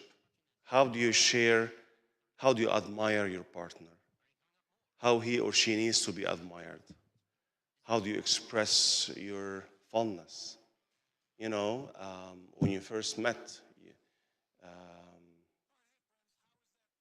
is it the same as you are now? Would it be the same 5 years from now? It doesn't have to be the same, but how can you continue sharing that admiration and, and fondness? It is the antidote for contempt. I'll talk about it in the next slide. Contempt is one of the major problems in marriage. The third layer is learning how to turn towards instead of away. You usually give the cold shoulder, the silent treatment, or scoff, or huh, or just moving your shoulder and turn around and make a dramatic exit from the room. Are you turning away from each other, or you're turning toward each other? And turning toward, it means stating your needs. And be aware for bids for connection. There is a dynamic between every couple. A bid for connection, a cry for help. Are you in tune with that or not?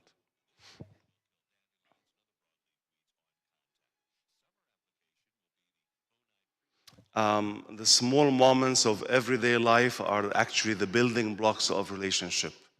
So it is not the big ideas, it is not the big outings, it is not the vacations or the Instagram moments. No, it is the small, everyday little things that we do to ask for love and to offer love. Okay. Any question? Please, feel free to ask or comment. I know you're tired. It's like almost the end. So the next layer is a positive perspective. Oh, I'm sorry. Thank you. Yes. Where's the microphone? Yeah, okay. Gonna go over how to deal with, like, if somebody's angry, how to deal with that instead of. I hope so. Okay. I was just wondering if there's gonna be more elaboration on that. Yeah. But again, there is no prescription, and the best thing is to ask your partner, when you're angry, when you find me that I'm not meeting you where you are, what works for you? You know, and this like goes on with a positive perspective is that in therapy there is a theory, or there is a treatment approach that's called solution-focused therapy. Okay, and instead of focusing on the problem, we focus on the exception, meaning maintaining a positive perspective is when you have a problem or when you have a struggle, do you generalize? Do you say, my marriage is not working? My partner doesn't understand me, period? Or do you acknowledge, okay, there is a concern, there is a struggle, and also there is an exception. There are times, even if it was once, he was able to listen to me and give me what I needed. Let's repeat it. So finding what works for you as a couple, even if it's an exception that was done once or twice. Repeat that and it will become a habit. So maintaining a positive perspective from a problem-solving approach, and how do you find that how you were able to connect at like some point of your relationship. Let's do it again. Let's repeat it. But generalizing when you're upset, when your needs are not fulfilled, and saying and make a blanket statement. He is, and then fill in the blank. She is never, and fill in the blank. And make a statement that will makes you feel more self-pity, more bitter, more resentful for him. And this is what happens when you focus only on the problem. Managing conflict, like as we mentioned like yesterday, that we don't resolve conflict. We managed it. It starts by accepting your partner's influence on you. Acknowledge that how much weight or how much of an influence your partner impact you. We look for nonverbals. We look for body language. If it's a blind spot on my partner and he and she are not aware of how much they influence you, express that. Maybe this is their personality style. You can change it, but just make them aware of it to manage it. Dialogue about the problems, talk about the problems. And in this one,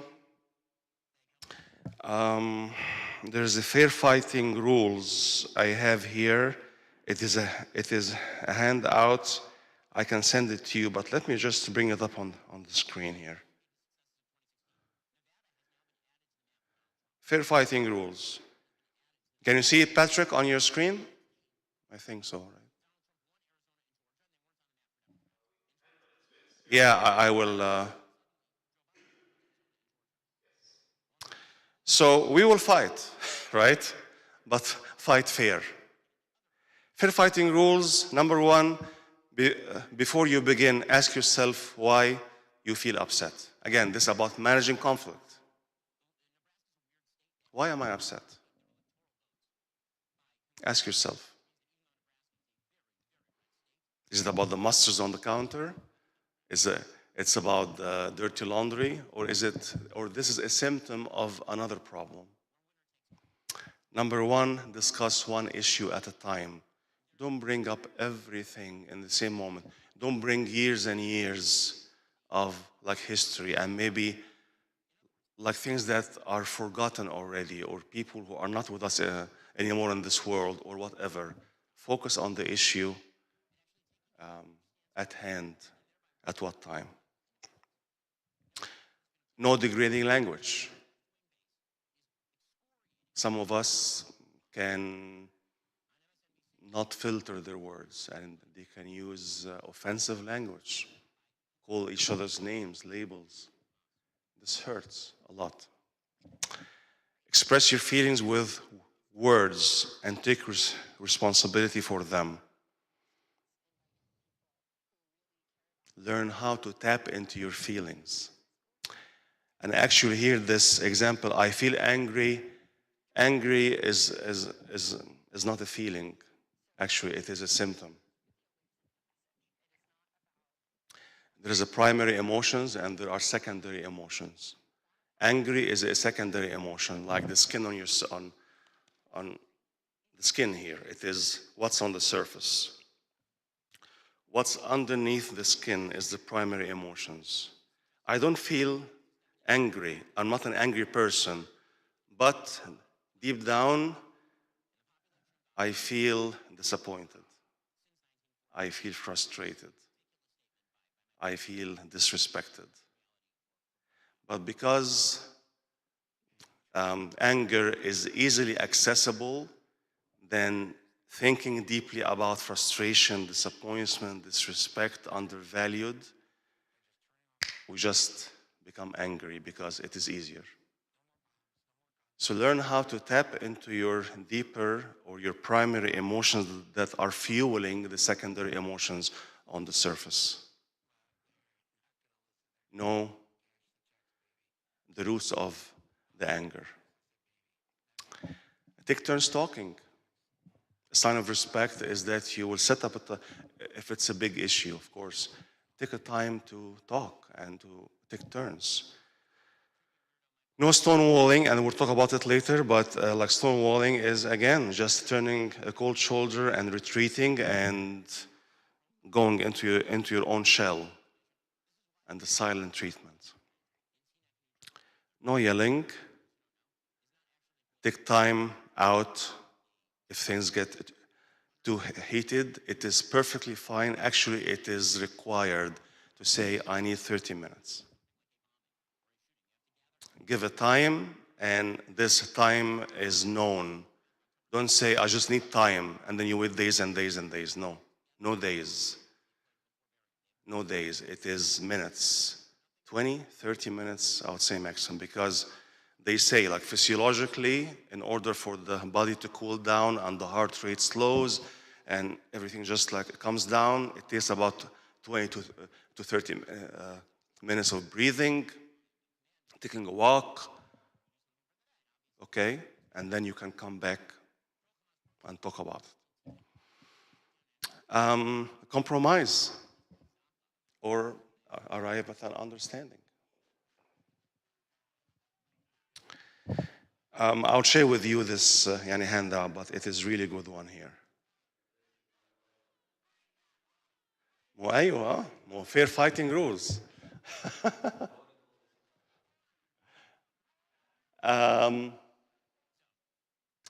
في حاجة برضو I might يعني add.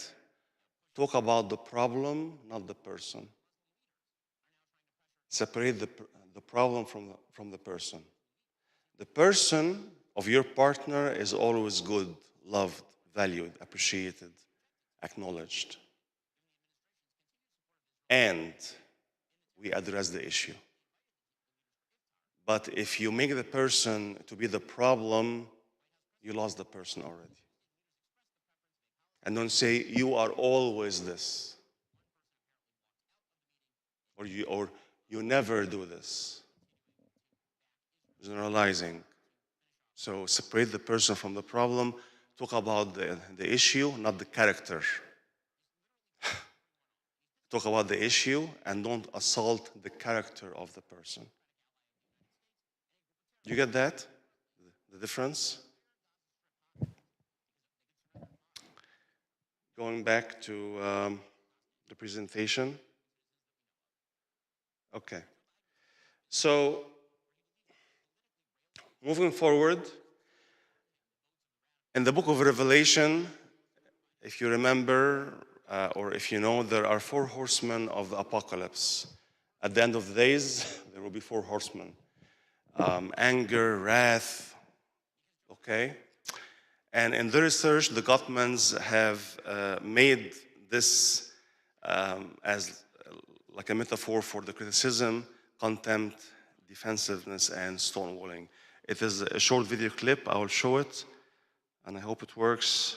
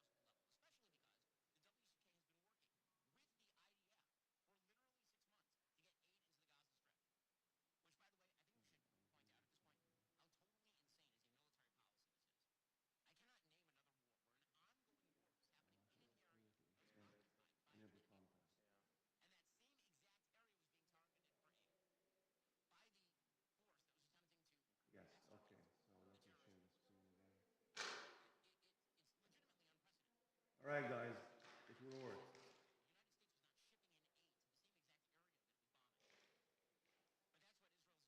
All right.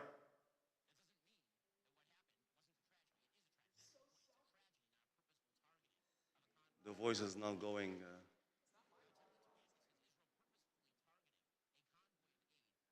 عاوز الفويس بتاع الفيديو اطلعه في الساوند سيستم.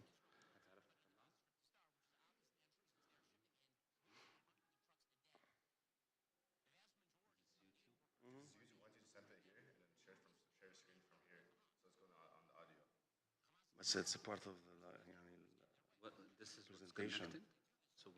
So ده المين ده sharing the screen. what's coming here أبونا على ده؟ This is airdrop. This is the camera facing him. Defensiveness and stonewall. You put a mic right here.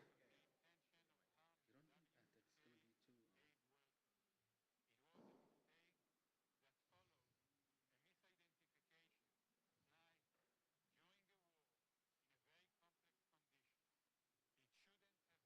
الصوت طالع منين؟ من عندي. من ده؟ طيب فين الكوماند سنتر بتاعك؟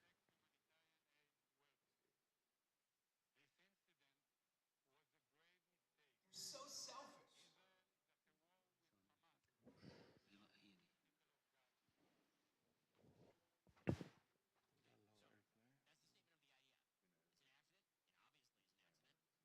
You're so selfish.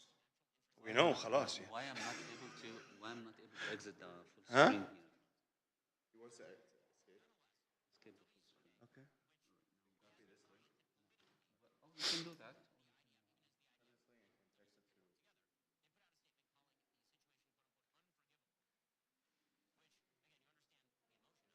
It's not gonna share to the Apple TV. You have to be in the same Wi-Fi for Apple TV.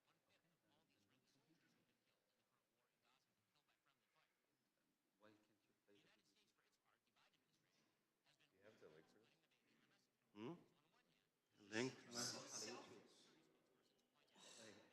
Link. It's not my fault.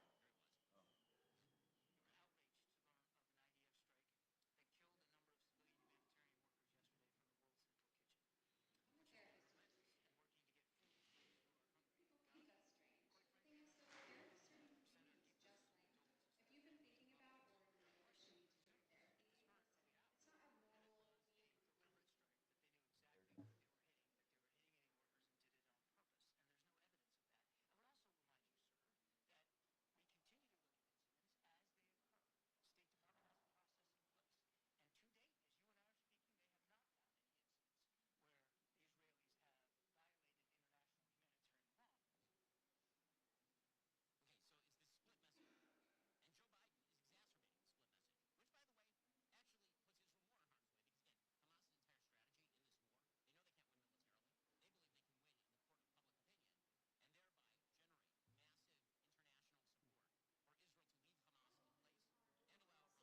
Perfect. Thank And then just when you're done with the video, just switch back to this.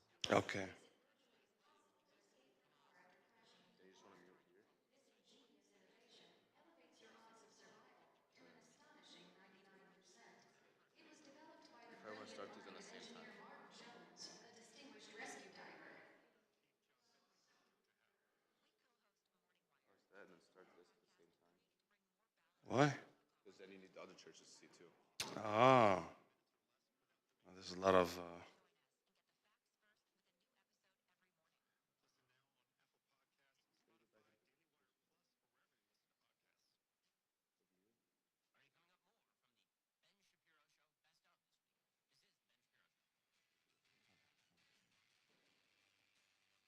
And start this at the same time as that. One, two, three. Increase it.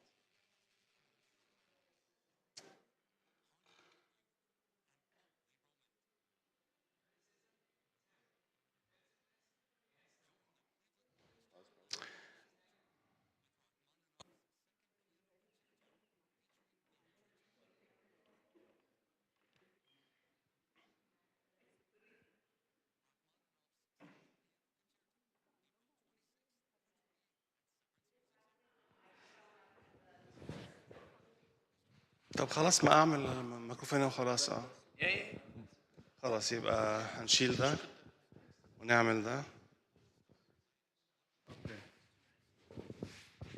Sorry guys. Forget it. Okay. Now it is okay. You're so selfish. What an idiot. It's not my fault we're always late. Forget it. Criticism, contempt, defensiveness, and stonewalling. Dr. John Gottman calls these negative communication patterns the 4 horsemen of the apocalypse because they'll lead to the end of your relationship. In fact, he can predict this relationship failure with over 90% accuracy if the behavior isn't changed. So, what can you do? Well, at the Gottman Institute, we understand you might not even know you're communicating this way, or you might not know how to control it. But if you practice the following 4 research-based antidotes, there is hope for your future. Criticism attacks the character of the recipient, instead of focusing on a specific behavior. The antidote to criticism is to talk about your feelings using I statements, then express a positive need. Contempt is an expression of superiority that comes out as sarcasm, cynicism, name-calling, eye-rolling, sneering, mockery, and hostile humor. Contempt is the greatest predictor of relationship failure and must be eliminated. The antidote to contempt is to treat one another with respect and build a culture of appreciation within the relationship. Defensiveness is self-protection through righteous indignation or playing the victim. Defensiveness never solves the problem and is really just an underhanded way of blaming your partner. The antidote to defensiveness is to accept responsibility, even if only for part of the conflict. You're so selfish. What an idiot. It's not my fault we're always late. Forget. Okay, so these are the 4 horsemen of the apocalypse or the end of any relationship.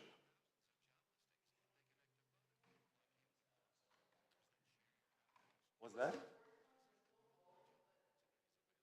Yeah, smash. So first one, when you over-criticize your partner, and again, you are attacking the character, you're always judgmental of their actions, behaviors, what they say. The antidote to the criticism is gently start up your conversation. It is using the I statement. عارفين هي I statement إيه؟ Using the I statement is that you own your feelings and your emotions and your needs. It is not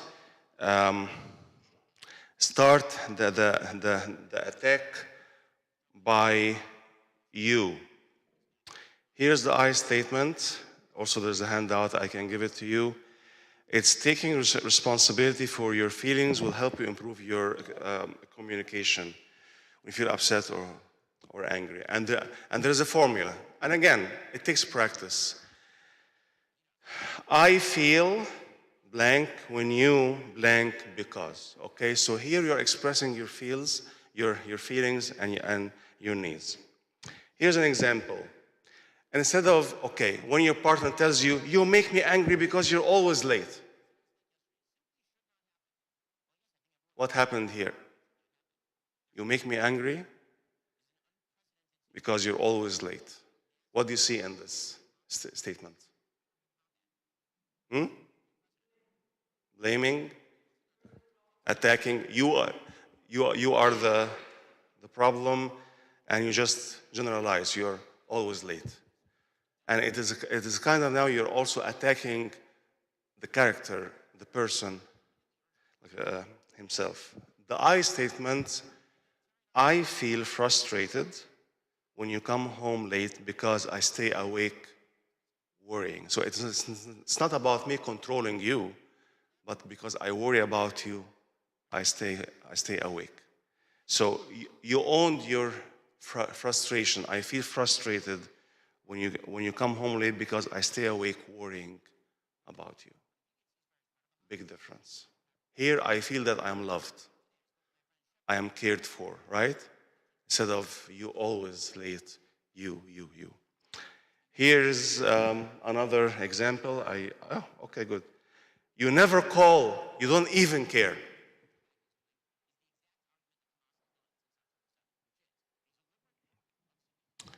I feel hurt when you forget to call because it seems like you don't care. Even it seems like there's room for correction, right?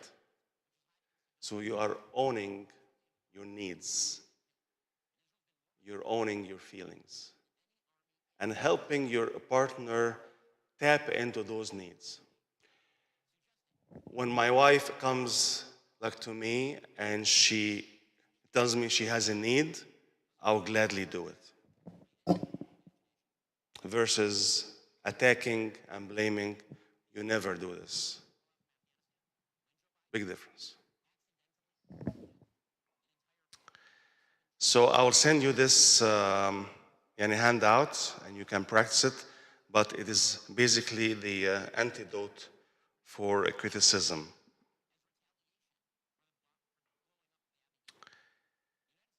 Number one, contempt, attacking the sense of self-worth and intent to insult or abuse.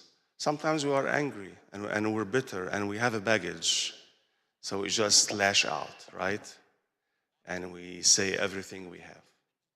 And maybe we get also influenced by friends, by parents, and they feed the fire, right? They feed the fire. The antidote for contempt is building a culture of appreciation. Again, remind why you got married to your partner in the first place. Remind yourself. When you feel that like anger building up and contempt and you just want to lash out, breathe and take a moment to remember why I married him or her. What's good about her? What is still good about her? How can I appreciate her before I express my needs or express my frustration? Because again, the anger is the secondary one. It doesn't matter. The more important is the primary. What's fueling the symptom? Frustration, disappointment, disrespect, uncared for, left out. Defensiveness, victimizing yourself to ward off a perceived attack and reverse the blame. We are so good at reversing the blame, right? Because like I don't want to face the situation. And the antidote is to take responsibility. Yes, I didn't pay this bill on time. Yes, I'm tired. I just don't want to talk now. Okay, I'm tired. Own your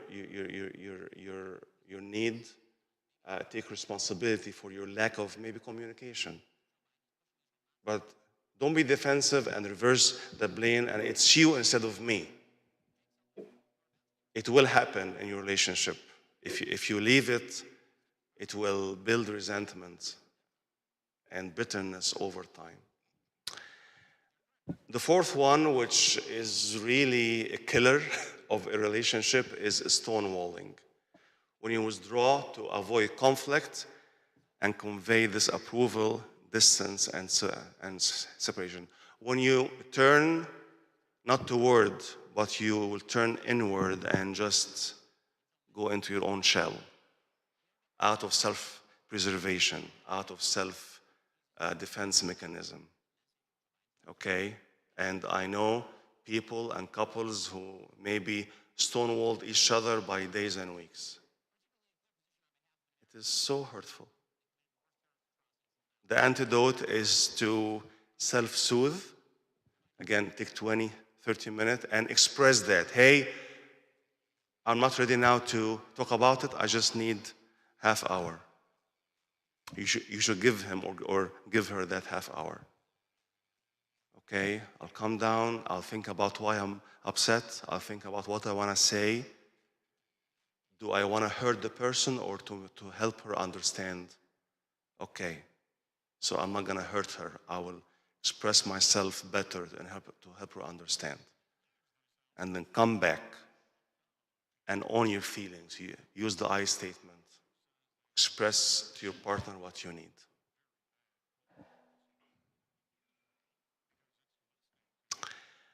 Um, you could have experienced more than that, but these are the most common um, things that can attack your marriage and can destroy your marriage, especially when it's left over time unaddressed. Um, yeah, and I would encourage you to visit Gottman's Institute website. They have lots of resources. Gottman's Institute. They have podcasts, publications. You can educate yourself and work on your marriage as it's an ongoing project, even after years and years and years. Any question, comment, feedback? Of course, you have one. معاك الميكروفون؟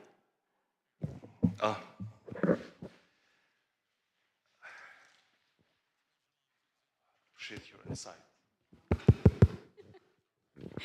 Okay, this is a question on behalf of someone else, but I need to ask it too. Yeah.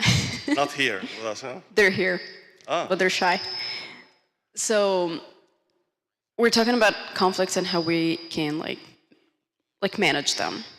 So what if a couple have a lot of conflicts? How do they still know that they're still compatible to each other? If we have a lot of problems, if we have a lot of conflicts coming up, like how do we know that we're still right for each other? How do we know that we, like in dating or engagement, that we're capable of solving this and we can move forward, or we're not compatible to each other?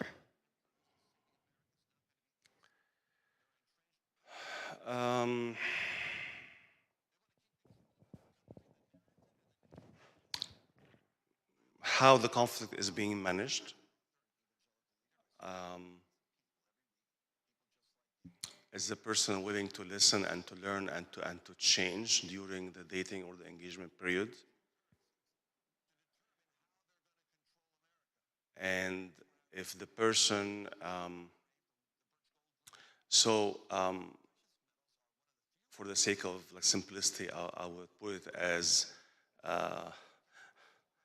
the victim and the aggressor, okay?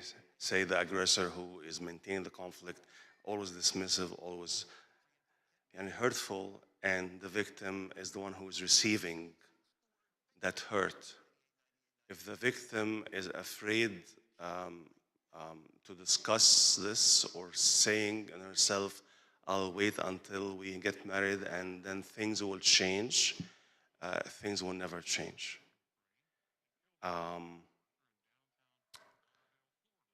If the conflict is to the point of attacks, personality assaults, and character attacking, you need to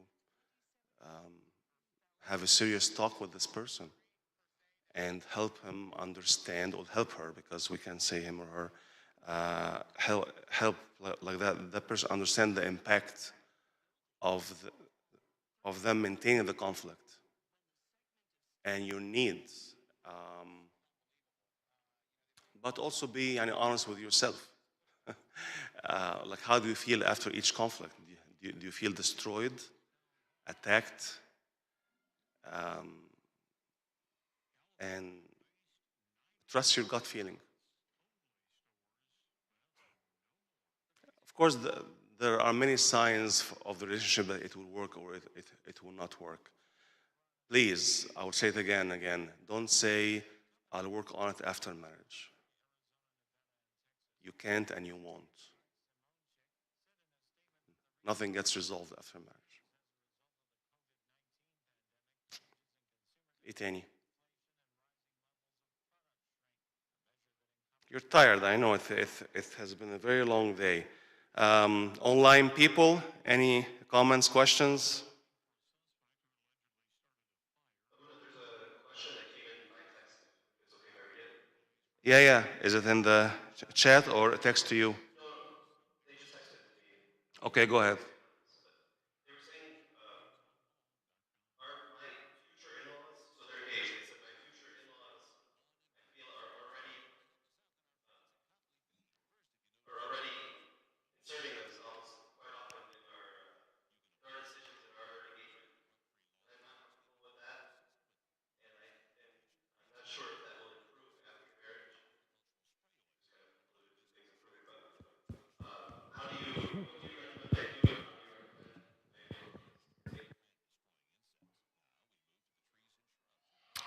Address it with your partner and agree to set boundaries.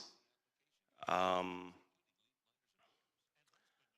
the problem is that your partner might feel that he or she is stuck between you and their parents, and they want to please you, and also they want to please their parents. So I guess talk about it, how it's impacting you both, but also own your feelings, own your needs. Don't start by you or your parents, because your partner will become defensive right away and will defend their parents. Stay, when this happens, I feel this, or I would like for us to have our own privacy and financials, okay? Express your need, express your feelings without attacking the parents. There is a degree of transition, I guess, because with like parents, their child is still part of them, and they will be always asking questions. So understand that it is also an adjustment for them. Understand it is a transition for everyone. But while you understand it, also clearly communicate your wishes, your needs, and together establish boundaries on both sides of the family, on your parents as well. Don't say, your parents should never ask us about this, but you tell your parents everything. No, boundaries should be enforced on both sets of parents, right? So while you understand it is a transition and adjustment for everyone, try to establish boundaries, soft boundaries first, little by little. Invest in knowing the parents. Let them know you more. Don't treat them as them versus you. At the end of the day, parents needs to be included. They need some form of respect and appreciation. After all, they are giving away their son or their daughter. There's an emotional component here. So it takes time. It's okay. As long as you and your partner are always talking without attacking, expressing your needs, and setting boundaries little by little until it becomes natural.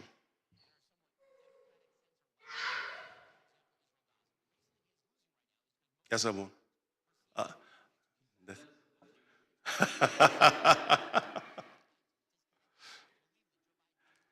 In-laws issues can be a five horsemen, I guess, number five. But again, there is no prescription for every parent, but understand where they come from, appreciate them, respect them, and little by little enforce boundaries that can become the norm. But don't shut people down, don't shut people away. Deal with them gently, because it's also emotional for them as it's for you. Yes, Amun. I just wanted to say this because I hear it all the time. The first year of marriage is very crucial. If you have a lot of challenges, please come seek guidance from older people, from the priest, from family. Just seek guidance because you're not expected to know everything. You're not expected to know everything. You need help. I agree with Abuna. Seek help, but also stay away from talking about your problems with your family, okay? Your problems will stay in your home between your partner, and if there is another party, a counselor, and an Abuna who knows how to counsel a married couple, this will be fine.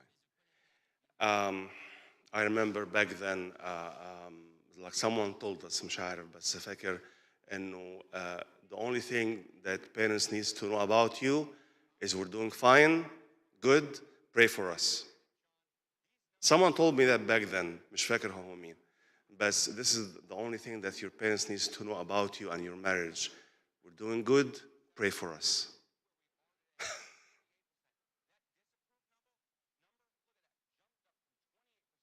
Hard? Sorry,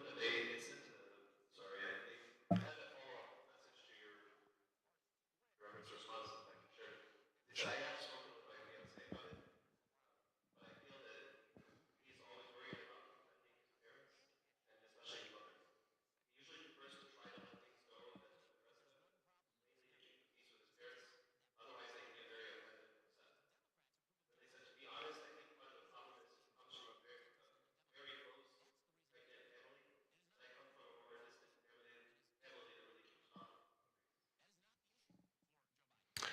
Yeah, different family systems.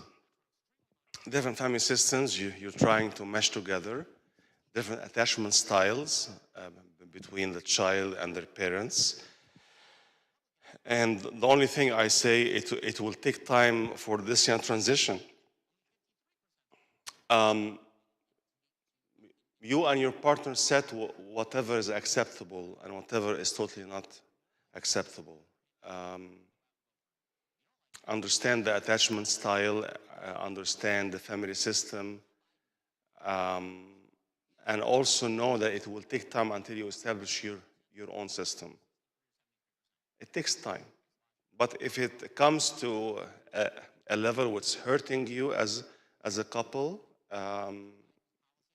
maybe you need to address it seriously with an outside person, with a third person that will see both side, and because everyone has their own blind spots. So bring it to a third person who's an outsider, and try more and talk more. Any other question? Feedback?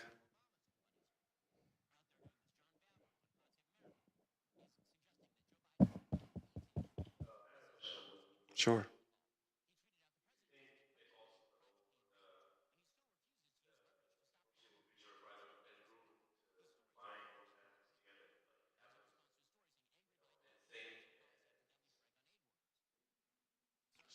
Say that again, please. I'm not getting it.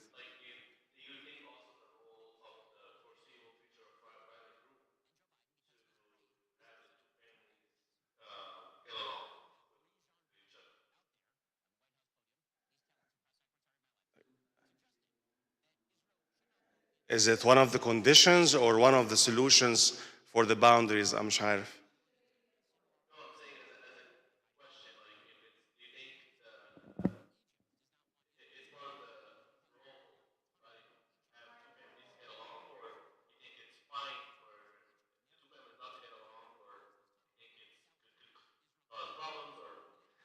So then define what is getting along. Define that. What is normal? What is hoped? Is getting along just dealing in a respectful way, kind to each other, or is it going to vacations together and being one big family? Define that, if I heard it correctly.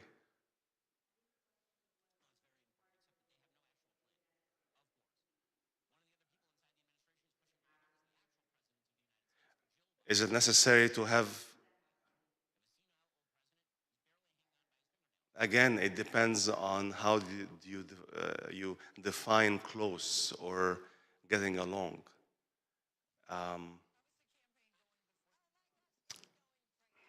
What is the good enough? What is the minimum? قولي حاجة؟ what both couples value. So it depends on both of them, what they agreed upon and what they value, how much they want to be connected with their families. Ideally, the big happy family is what we all dream of, but sometimes it's not always doable due to the differences of the two families. But these are always good discussions to have with transparency of how far each partner can go with the other family and where are the boundaries. That's good. And again, appreciating the uniqueness of each family system. So don't try to make your partner's family to be like yours, or to have your partner act like you when you are around your family. Be mindful of that. This is like a dynamic that can impact you. You expecting your partner to be like you when you're around your parents. No. Okay? There is level of comfort. There is room to grow, but don't put on him or on her this expectation and demand. Why are you not with us like my brothers? Well, he is not your brother. He's not. He was not raised in the same family. So um, allow room for that. Maurice? I know you said in marriage you don't want to share with family. You say, we're good, we're fine, pray for us. Does that apply also to when you're dating or when you're engaged? So before marriage? So if there are problems, we just talk to an abuna or a counselor rather than talking to families? Or is it, so would it be the same or different before marriage? Yeah, different. I would tend to say so because in engagement or dating, it is a period for everyone to examine the cohesiveness, how the person meshes well with the family. So I guess it is healthy to be open with your parents, not about every single detail, but maybe about warning signs, about what's going well, what's not going well, because at the end, they are releasing you to that person. Okay? Yes, you will become the final decision maker, but if like the parents always have a different way to look at things, and you will have blind spots. Okay? Um, share with your parents what's working, what's not working. Be open to their advice and to their input, and then you have the final decision. After marriage, you are a separate unit. You are establishing your own system. So after everybody done their part and the dating, engagement, wedding took place, khalas, yes, we are good, pray for us. But I guess during the early time of dating and engagement, welcome their input, help them. Maybe you have blind spots. They see things that you don't see. Don't take it personal. Don't, if like something the other person would feel hurt if you share it with him or her, don't share it, okay? So I guess it's a case by case basis, but after marriage, you are a separate unit. And don't go complain to your mom or to your dad, because the first thing they will do is that they will take your side. They will defend their daughter and their son and just go on attack mode on the other person, which will not help. But wouldn't that still be the same before marriage? That they're going to take your side? Um, I don't know. But I guess for objective parents who know their child and know the blind spots, they can express it in a way that will not seem as an attack on the character of the other person. So also it takes wisdom from the parents, right? Um, I'm not sure because again it depends. Everything depends on the person, on you, on them, dynamics. Um, just be open and um, it depends.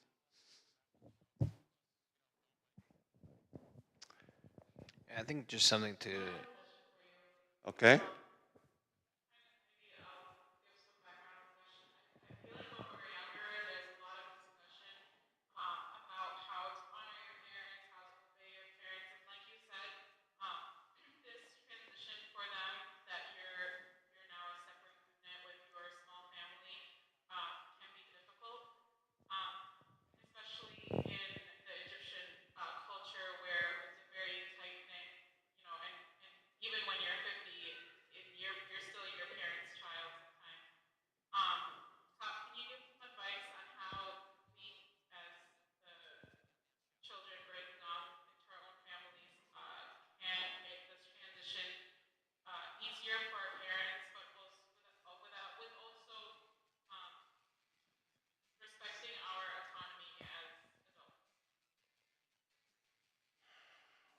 That's a hard balance. um, I guess what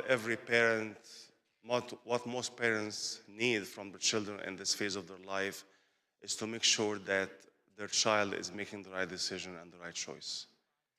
How you express it, how you say it to them, how you include them is up to you based on your knowledge of them. But I believe most parents have only one goal, is to make sure that their child will continue to live a good life with that person, and that person is a trustworthy of their child.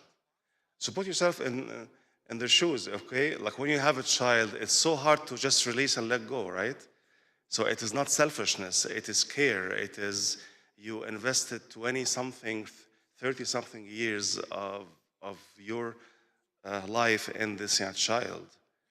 So to trust another person to take care of them, live with them, it takes a lot. So knowing their intention and knowing um, their need to make sure that this person is the right person, I guess, will help you make that transition. It's all about understanding the psychology behind it and the emotional investment that your parents have in you. And of course, we have other types of dysfunctional parenting when they just feel that they own the child and they want to control the partner. So we'll have all extremes, but most parents, they just need to know to ensure the well-being of their child after they get married. And this is a good, trustworthy person. I mean,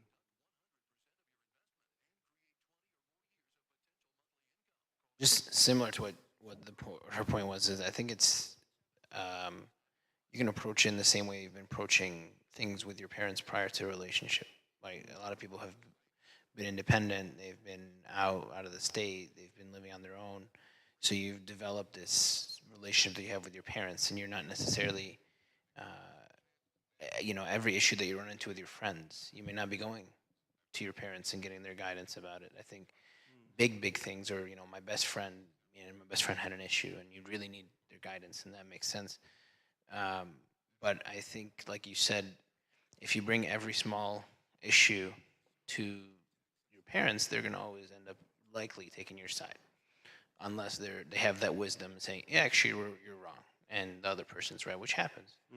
So I think in the end of the day, it's still your relationship, and it's part of it is you taking, you're sort of mimicking what in a engagement what marriage will be like, and so handling these small issues together, trying to figuring out together, going to your father of confession, sort of mimicking what that will be like in a marriage to help combat those conflicts.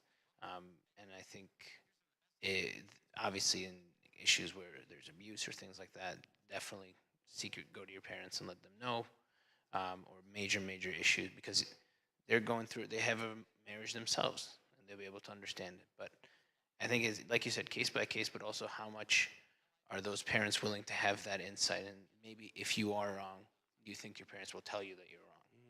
Or are they always going to choose you over them? So. thank you, Mira. Yes, absolutely. خلاص? I'm tired too. All right. Thank you, everyone. I wish you the best in your marriage. For the people who did the assessment in Cleveland or in Ohio, I guess I will contact you to go over the assessment and the report. Just a quick meeting. It won't be a big one. And Patrick, I know there are certificates, so you will be taking care of that. Okay. All right. Thank you all. Let's pray, and I'll let you go. In the Father, Son, Holy Spirit, one God, amen. We bless you, Lord. We praise you for your goodness, for being present with us all this time, guiding our thinking and our thoughts. bless these couples and be with them as they establish a sound relationship house. They build it with you as the foundation um, and the goal for their life together. Use every shortcoming, every weakness for their growth, for their development, and be with them as they start this journey together for a lifetime. In the sessions of St. Mary, St. Mark, all your saints, hear us when we say, Our Father, who art in heaven, hallowed be thy name. Thy kingdom come, thy will be done, on earth as in heaven. Give us this day our daily bread. Give us our trespasses, as we forgive those who trespass against us. Lead us not into temptation, deliver us from evil one. As you say, our Lord, thine the kingdom, the power, the glory. Go in peace. ربنا معاكم.